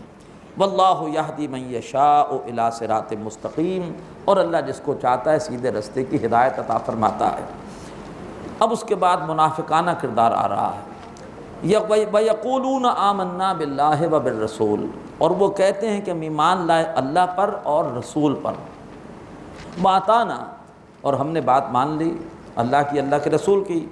ثُمَّ يَتَوَلَّى فَرِيقٌ مِّنْهُم مِّن بَعْدِ ذَلِكَ، لیکن پھر ان میں سے ایک فریق اس کے بعد روگردانی کرتا ہے، اعراض کرتا ہے، اطاعت سے پھر جاتا ہے۔ وَمَا أُولَٰئِكَ بِالْمُؤْمِنِينَ، اور ایسے لوگ جو اللہ اس کے رسول کی اطاعت نہ کریں وہ حقیقت میں مومن ہیں ہی نہیں۔ وَإِذَا دُعُوا إِلَى اللَّهِ وَرَسُولِهِ، اور جب انہیں بلایا جاتا ہے اللہ اور اس کے رسول کی طرف، لِيَحْكُمَ بَيْنَهُمْ، کہ وہ ان کے درمیان فیصلہ کریں۔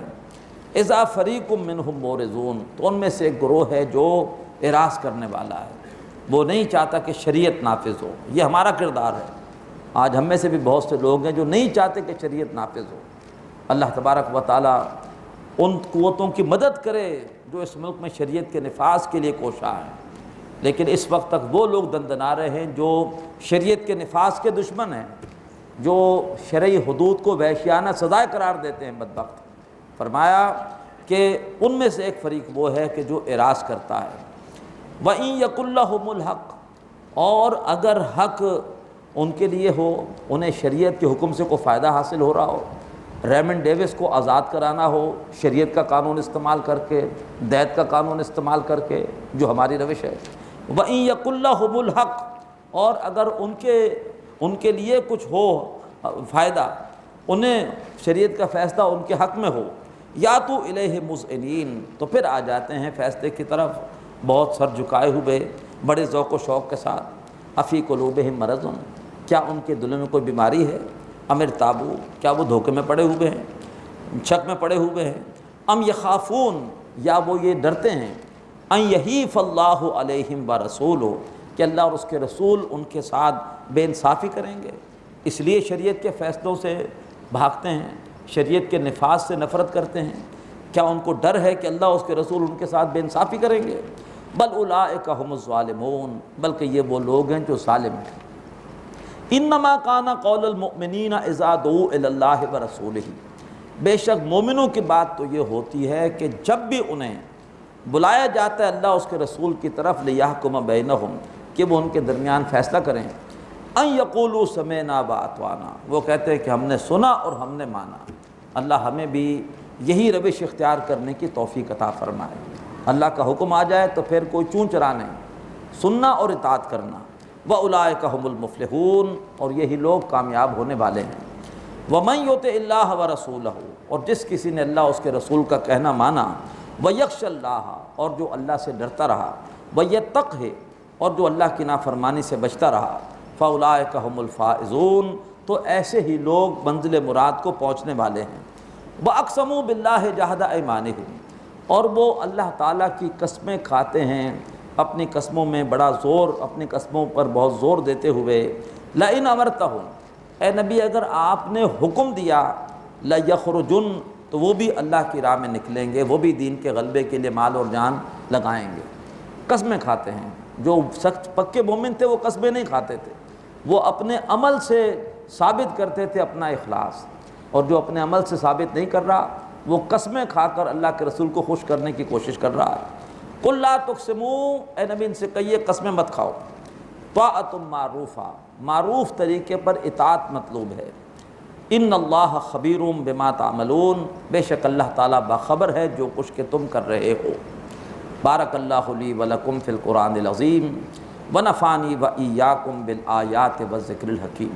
هذا القرآن يوحدنا لطريق الخير يوجهنا، هذا بلاغ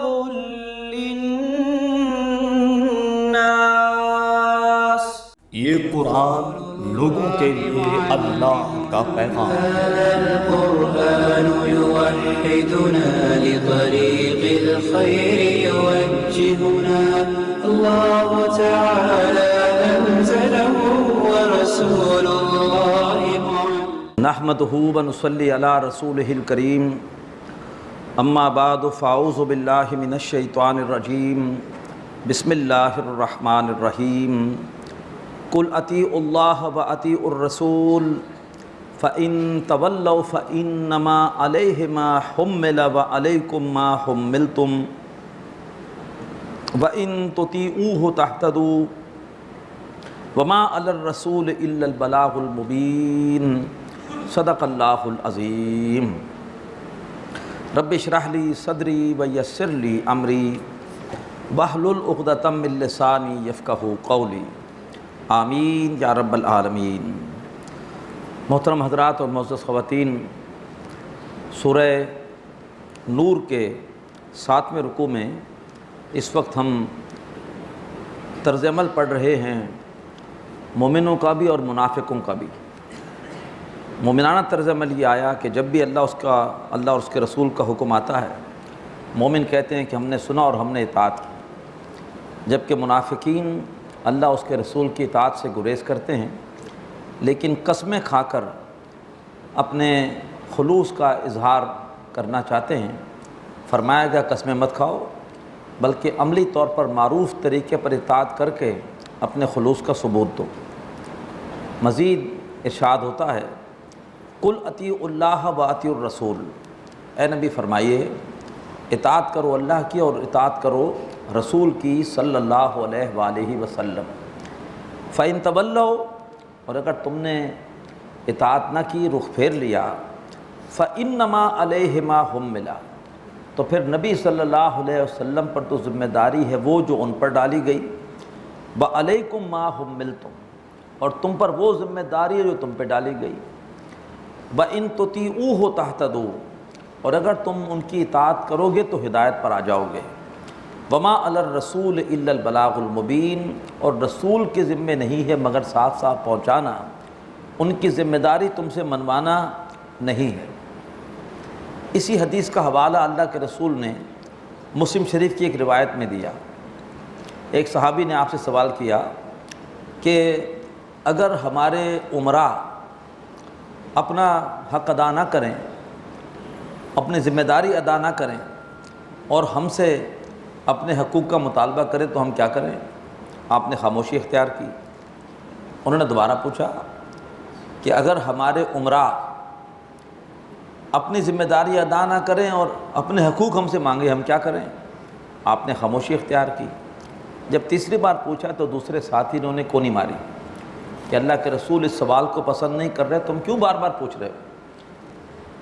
اللہ کے رسول نے تیسری بار میں جواب دیا کہ تم اس صورت میں بھی ان کا کہنا مانو، اس لیے کہ علیہ ما حمل و علیکم ما حملتم، ان پر وہ ذمہ داری ہے جو ان پر ڈالی گئی، تم پر وہ ذمہ داری ہے جو تم پر ڈالی گئی۔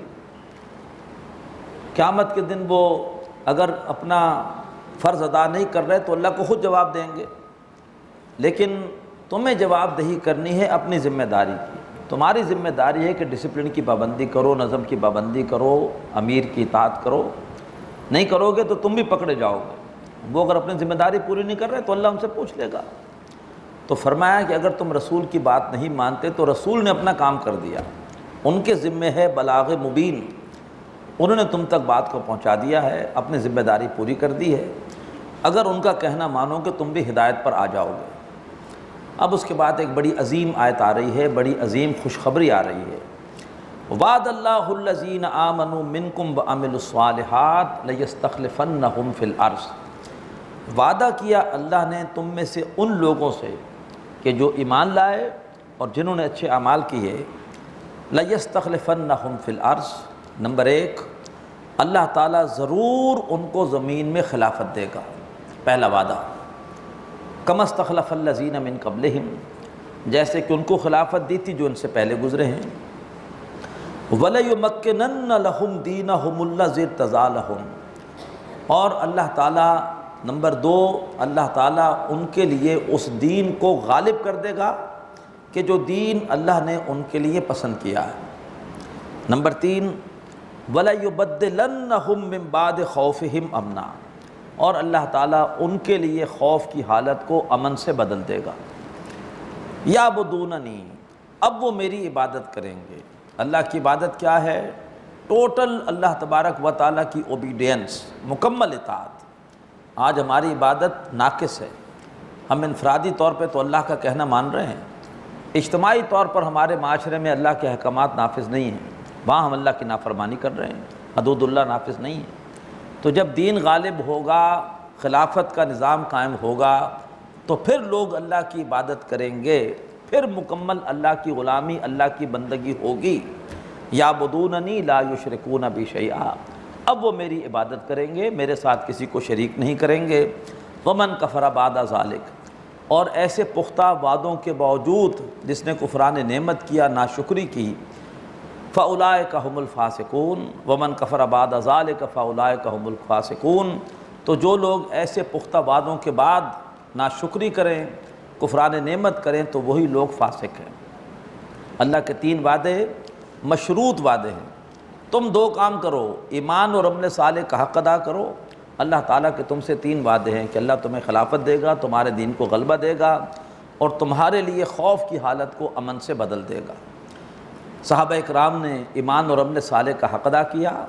سن 6 ہجری میں سورہ نور نازل ہوئی، اور 2 سال بعد اللہ کا وعدہ پورا ہوا، مکہ فتح ہوا، دین غالب ہوا، خلافت قائم ہوئی، اور خوف کی حالت کو اللہ نے امن سے بدل دیا۔ یہ وعدہ آج بھی ہے۔ اللہ کے رسول کا ارشاد میں اس سے پہلے آپ کو سورہ انبیاء کے آخر میں سنا چکا ہوں۔ 5 ادوار کا آپ نے حدیث میں ذکر کیا۔ پہلا دور نبوت، پھر دور خلافت علی منہاج النبوہ، پھر ایک کاٹ کھانے والی بادشاہت، پھر ایک غلامی کی بادشاہت، غلامی کا دور، اور اس کے بعد 5واں دور آپ نے فرمایا کہ پھر خلافت کا آئے گا۔ تو اللہ تبارک و تعالیٰ یہ وعدہ ایک بار پھر پورا کرے گا، لیکن اس کے لیے ہمیں ایمان اور عمل صالح کا حق ادا کرنا ہوگا۔ ایمان، اللہ کا شکر ہے کہ ہمیں زبان سے حاصل ہے، اللہ ہمیں دل والا ایمان عطا فرمائے۔ اس کے لیے ایسی محفلوں میں شرکت، اچھے لوگوں کے ساتھ میل جول، قرآن مجید پر غور و فکر، اللہ کی جو اور آیات ہیں آفاق میں اپنے اندر، ان پہ غور و فکر، ان سے وہ ایمان حاصل ہوگا۔ اللہ تعالی ہمیں مسلسل نیک لوگوں کے ساتھ جڑے رہنے کی توفیق عطا فرمائے، اور اللہ تعالی ہمیں اپنی کتاب اور آیات الہی پر غور کی توفیق عطا فرمائے۔ اسی طرح سے عمل صالح کیا ہے، صحابہ اکرام سے ہمیں اس کی رہنمائی لینی ہوگی۔ انہوں نے کیا عمل کیا تھا کہ اللہ نے انہیں خلافت دے دی؟ وہ ذاتی زندگی میں اللہ تبارک و تعالیٰ کی مکمل اطاعت کرتے تھے۔ نمبر 2، دین کا پیغام دوسروں تک پہنچاتے تھے، تبھی تو تعداد بڑی ہے اتنے صحابہ کی۔ اور نمبر 3، دین کے غلبے کے لیے اپنا مال، اپنی جان، سب کچھ قربان کر رہے تھے۔ یہ ہیں ہمارے 3 فرائض جن کا ذکر بار بار ہمارے سامنے آ رہا ہے۔ ڈاکٹر سعد احمد رحمۃ اللہ علیہ کی کتاب دینی فرائض کا جامع تصور کہ عمل ہے کیا، صرف نماز روزہ عمل نہیں ہے، حج اور عمرہ عمل نہیں ہے، رمضان کی عبادات عمل نہیں ہے۔ نمبر 1، پوری زندگی میں اللہ کا کہنا مانو۔ نمبر 2، دوسروں تک اللہ کا پیغام پہنچانے کے لیے اجتماعی جد و جہد کرو۔ اور نمبر 3، دین کے غلبے کے لیے اجتماعی جد و جہد کرو۔ یہ 3 فرائض ادا ہوں گے تو اللہ تبارک و تعالیٰ کی رحمتیں ہمارے شامل حل ہوں گی، اور یہ اللہ کے وعدے ہمارے حق میں بھی پورے ہوں گے۔ اس کے بعد فرمایا وَأَقِیمُوا الصَّلَاةَ وَآتُوا الزَّکَاةَ، قائم کرو نماز اور دو زکوٰۃ۔ وَأَطِیعُوا الرَّسُولَ لَعَلَّکُمْ تُرْحَمُونَ، اور اطاعت کرو رسول کی تاکہ تم پر رحم کیا جائے۔ خلافت والی آیت سے پہلے بھی اطاعت رسول کا ذکر، خلافت والی آیت کے بعد بھی اطاعت رسول کا ذکر۔ کیوں؟ اس لیے کہ اطاعت رسول 4 پہلوؤں میں ہوتی ہے۔ نمبر 1، عبادات میں، ایسے نماز پڑھو جیسے مجھے نماز پڑھتے دیکھتے ہو، مجھ سے حج کے مناسک سیکھو۔ نمبر 2، اطاعت ہوتی ہے معاملات میں، نکاح طلاق کے مسائل ہیں، مالی معاملات ہیں۔ نمبر 3، اطاعت ہوتی ہے اپنے جو بھی تمہارے جھگڑے ہیں ان میں فیصلہ کراؤ اللہ کے رسول سے صلی اللہ علیہ وآلہ وسلم، ورنہ سورہ نساء کی آیت 65 کی روح سے تمہارا ایمان ہی نہیں ہے۔ اور نمبر 4، جو بھی حق اور باطل کی کشمکش چل رہی ہے اس میں مسلمانوں کے لیڈر تھے، قائد تھے، امیر تھے نبی اکرم صلی اللہ علیہ وسلم۔ جب حکم دیں اللہ کی راہ میں نکلو، جب حکم دیں مال اللہ کی راہ میں پیش کرو۔ آج ہم 2 اعتبارات سے تو اللہ کے رسول کی اطاعت کر سکتے ہیں، عبادات میں کر سکتے ہیں، معاملات میں کر سکتے ہیں، لیکن آج ہم اپنے جھگڑوں کا فیصلہ کیسے اللہ کے رسول سے کرائیں؟ اللہ کے رسول تو آج ہمارے درمیان موجود نہیں ہیں، اور حق و باطل کے اس مارکے میں جو آج بھی جاری ہے، ہم کیسے اللہ کے رسول کی عمارت میں اس مارکے میں ہم حصہ لیں؟ اللہ کے رسول تو نہیں ہیں، تو اللہ کے رسول کی اطاعت ہماری ناقص ہے۔ اب یہ کامل کیسے ہو؟ اللہ کے رسول نے اس کے لیے خلافت کا نظام اپنے بعد چھوڑا۔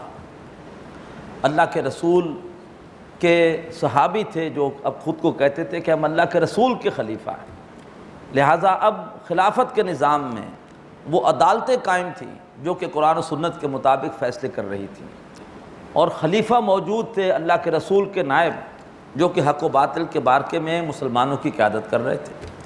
تو خلافت کا نظام ہو تو پھر اللہ کے رسول کی اطاعت پوری ہو سکتی ہے، عبادات میں بھی، معاملات میں بھی، باہمی جھگڑوں میں ہمارے فیصلے بھی شریعت کے مطابق ہوں گے اگر خلافت قائم ہے، اور اللہ کے رسول کا نعم البدل ہے، قائم مقام ہے یہ خلافت کا نظام، اور خلیفہ ہمارا لیڈر موجود ہے تو حق و باطل کے مارکے میں ہم اس کی قیادت میں اس مارکے میں حصہ لیں گے۔ تو اپنی اطاعت رسول کو مکمل کرنے کے لیے نظام خلافت کا قیام ضروری ہے، اسی لیے اللہ نے خلافت والی آیت سے پہلے بھی اطاعت رسول کا حکم دیا، اور خلافت والی آیت کے بعد بھی اطاعت رسول کا حکم ہے، اس لیے کہ بڑا گہرا تعلق ہے خلافت سے اور اطاعت رسول کا، خلافت کے نظام سے۔ واقیم الصلاۃ وآتوا الزکاۃ، قائم کرو نماز، دو زکوٰۃ، اور اطاعت کرو رسول کی، لعلکم ترحمون، تاکہ تمہارے اوپر رحم کیا جائے۔ لا تحسبن الذین کفروا معجزین فی الارض، ہرگز نہ سمجھنا ان لوگوں کو جنہوں نے کفر کیا ہے کہ وہ اللہ تعالیٰ کو زمین میں عاجز کر دیں گے۔ ان کی ٹیکنالوجی، ان کے وسائل، ان کی جو بھی بڑی ڈیولپمنٹ ہے مختلف شعبوں میں، اللہ تعالیٰ کو عاجز نہیں کر سکتی۔ اللہ تعالیٰ کو یہ کافر اپنے اسباب سے عاجز نہیں کر سکتے۔ اس زمانے کے اسباب تو کیا ہوں گے، آج بڑا ناز ہے اپنی ٹیکنالوجی پر، اپنے اسباب پر۔ اللہ نے ثابت کر دیا، افغانستان میں وہ ساری ٹیکنالوجی دھری کی دھری رہ گئی، وہ سارے اسباب دھرے کے دھرے رہ گئے۔ 11 سال ہونے والے ہیں، اور کیا حشر ہے وہاں پر وقت کی جو ہے وہ سو کال سپر پاور کا آپ جان سکتے ہیں۔ نہ سمجھنا کہ یہ کافر اللہ تعالیٰ کو عاجز کرنے والے ہیں زمین میں۔ ومأواہم النار، اور ان کا اصل ٹھکانہ آگ ہے۔ ولبئس المصیر، اور وہ یقیناً بہت ہی بری لوٹنے کی جگہ ہے۔ اب اس کے بعد اس صورت میں دوبارہ گھر کے پردے کے احکامات آ رہے ہیں، جیسے چوتھے رکوع میں آئے تھے، اب آ رہے ہیں دوبارہ 8ویں رکوع میں۔ یا ایھا الذین آمنوا، اے لوگو جو ایمان لائے ہو، لیستاذنکم الذین ملکت ایمانکم، چاہیے کہ تم سے اجازت لیں وہ جو تمہارے گھر میں غلام اور کنیزیں ہیں، والذین لم یبلغوا الحلم منکم، اور وہ بچے جو بھی تم میں سے بلوغت کو نہیں پہنچے، اجازت لیں 3 مرات، 3 مرتبہ، 3 مرتبہ وہ تمہارے کمرے میں نہ آئیں۔ 3 اوقات تمہاری پرائیویسی کے اوقات ہیں۔ من قبل صلاۃ الفجر، فجر کی نماز سے پہلے تمہارے کمرے میں نہ بچے آئیں اور نہ تمہارے خادمین آئیں۔ وحین تضعون ثیابکم من الظہیرہ، اور جب کہ تم ظہر کے وقت اپنے اضافی کپڑے اتار دیتے ہو، انسان گرمی سے بچنے کے لیے کرتا وغیرہ اتارا ہوا ہے، بنیان پہنی ہے، لیٹا ہوا ہے۔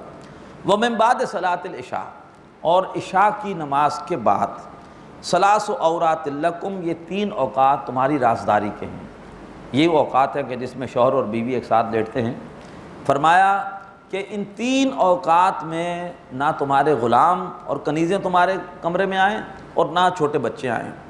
لیس علیکم ولا علیہم جناح بعدہ، اور کوئی گناہ نہیں ہے تم پر اور نہ ان پر اس کے بعد، باقی اوقات میں اجازت ہے۔ طوافون علیکم بعضکم علی بعض، تم میں سے بعض پر طواف کرتے ہیں، یعنی گردش کرتے رہتے ہیں، آتے جاتے رہتے ہیں، کچھ پوچھ لیتے ہیں، مشورہ کرتے ہیں، کوئی بات ایک دوسرے کو بتاتے ہیں، کوئی بات نہیں، بعد میں آتے جاتے رہیں، لیکن 3 اوقات پابندی کے ہیں، ان 3 اوقات میں تمہاری پرائیویسی ہونی چاہیے۔ کذالک یبین اللہ لکم الآیات، اسی طرح سے اللہ تمہارے لیے آیات کو واضح فرماتا ہے۔ واللہ علیم حکیم، اللہ سب کو جاننے والا اور کمال حکمت والا ہے۔ وَإِذَا بَلَغَ الْأَطْفَالُ مِنْكُمُ الْحُلُمَ، اور جب بچے پہنچ جائیں اپنی بلوغت کو، فَلْيَسْتَأْذِنُوا كَمَا اسْتَأْذَنَ الَّذِينَ مِنْ قَبْلِهِمْ، تو اب وہ تمہارے گھروں میں آنے سے پہلے ایسے ہی اجازت لیں جیسے کہ اس سے پہلے دوسرے لوگ لیتے تھے۔ تھوڑا سا افسوس بھی ہوتا ہے، پڑوسی کا بچہ ہے، آپ کے بچے کے ساتھ کھیلتا رہا ہے، آتا رہا ہے، بچہ تھا کھیل رہا تھا، لیکن جب وہ بالغ ہوتا ہے اب آپ اس سے کہیں گے بیٹا بس، اس سے پہلے اجازت تھی، تم گھر پہ آتے تھے، ہمارے بچوں کی طرح تھے، لیکن اب تم ہو گئے ہو بڑے، اب پردے کے احکامات ہیں، اب تم میرے گھر پہ اس طرح نہیں آ سکتے، آؤ گے بھی تو صرف تم محدود رہو گے ڈرائنگ روم تک، اندر نہیں آ سکتے۔ اب میری بچیوں کے ساتھ جو ہے وہ تمہاری کوئی میل ملاپ وہ نہیں ہو سکتا۔ اسی طرح سے آپ کے بھائی کے بچے ہیں، آپ کی بہن کے بچے ہیں، محبت ہے آپ کو، آپ کے بھانجے ہیں، بھتیجے ہیں، لیکن جب وہ بالغ ہو گئے تو اب جو ہے وہ مخلوط جو بھی اس سے پہلے ساتھ کھیلنا تھا، ساتھ بیٹھنا تھا، اب وہ سب ختم ہو گیا۔ اللہ تبارک و تعالی ہمیں اس طرح کا پردہ اپنے گھروں پہ نافذ کرنے کی توفیق عطا فرمائے۔ فرمایا کذالک یبین اللہ لکم آیاتہ، اسی طرح سے اللہ تعالیٰ اپنی آیتیں تمہارے لیے واضح کرتا ہے۔ واللہ علیم حکیم، اللہ سب کو جاننے والا اور کمال حکمت والا ہے۔ والقواعد من النساء اللاتی لا یرجون نکاحا، اور عورتوں میں سے بیٹھ رہنے والی کہ جو اب نکاح کی امیدوار نہیں ہیں، ایسی بوڑھی عورتیں کہ جو اب اتنی بوڑھی ہو گئی کہ کوئی نکاح کا امکان نہیں ہے، فلیس علیہن جناح ان یضعن ثیابہن، تو ان پر کوئی گناہ نہیں ہے اگر وہ اضافی کپڑے اتار دیں۔ جو پردے کے حوالے سے اضافی کپڑے پہننے ہیں یہ اسی عورت کے لیے ہے کہ جس کے نکاح کا بھی امکان ہے، لیکن اب جو نکاح کا امکان نہیں ہے تو اگر وہ اضافی کپڑے اتار دیں اور اب وہ اگر جو ہے وہ نامحرم مردوں کے سامنے بھی کھلے چہرے کے ساتھ آ جائیں تو کوئی گناہ نہیں ہے، لیکن غیر متبرجات بزینہ، بغیر اس کے کہ وہ اپنی زیب و زینت کا اہتمام کریں۔ یہ نہ ہو کہ خاتون ہے تو بوڑھی لیکن ابھی بھی اس کا دل جو ہے وہ کوئی رنگین مزاج ہے اور ابھی بھی وہ جو ہے وہ استعمال کر رہی ہے سرخی اور پاؤڈر اور زیب و زینت اختیار کر رہی ہے، تو پھر اجازت نہیں ہے، بلکہ یہ ہے کہ سادہ رہے، بغیر زیب و زینت کے، بغیر جو ہے وہ کسی میک اپ کے۔ وہ اگر اب بوڑھی اتنی ہو چکی ہے کہ شادی کا کوئی امکان نہیں ہے تو وہ آ سکتی ہے نامحرموں کے سامنے بھی بغیر پردے کے۔ وَأَن يَسْتَعْفِفْنَ خَيْرٌ لَهُنَّ، اور اگر وہ اپنے آپ کو روکے رکھے تو زیادہ بہتر ہے، اگر وہ اس رعایت سے فائدہ نہ اٹھائیں اور حسب سابق پردہ کرتی رہیں تو زیادہ بہتر ہے۔ اور جن خواتین کو جوانی ہی سے پردے کی عادت ہوتی ہے وہ بڑھاپے میں بھی پردہ کرتی ہیں۔ یہ تماشا ہم آج بھی دیکھ رہے ہیں کہ بڑی بوڑھیاں بازار میں وہ پردے میں ہوتی ہیں اور انہی کی بیٹیاں، انہی کی پوتیاں ان کے ساتھ نیمریاں لباس میں ہوتی ہیں۔ تو جن کو پردہ کرنا تھا وہ پردہ نہیں کر رہی، اور جن کو قرآن نے رخصت دی ہے وہ ابھی بھی پردہ کر رہی ہے، اس لیے کہ ان کی شروع سے عادت ہے۔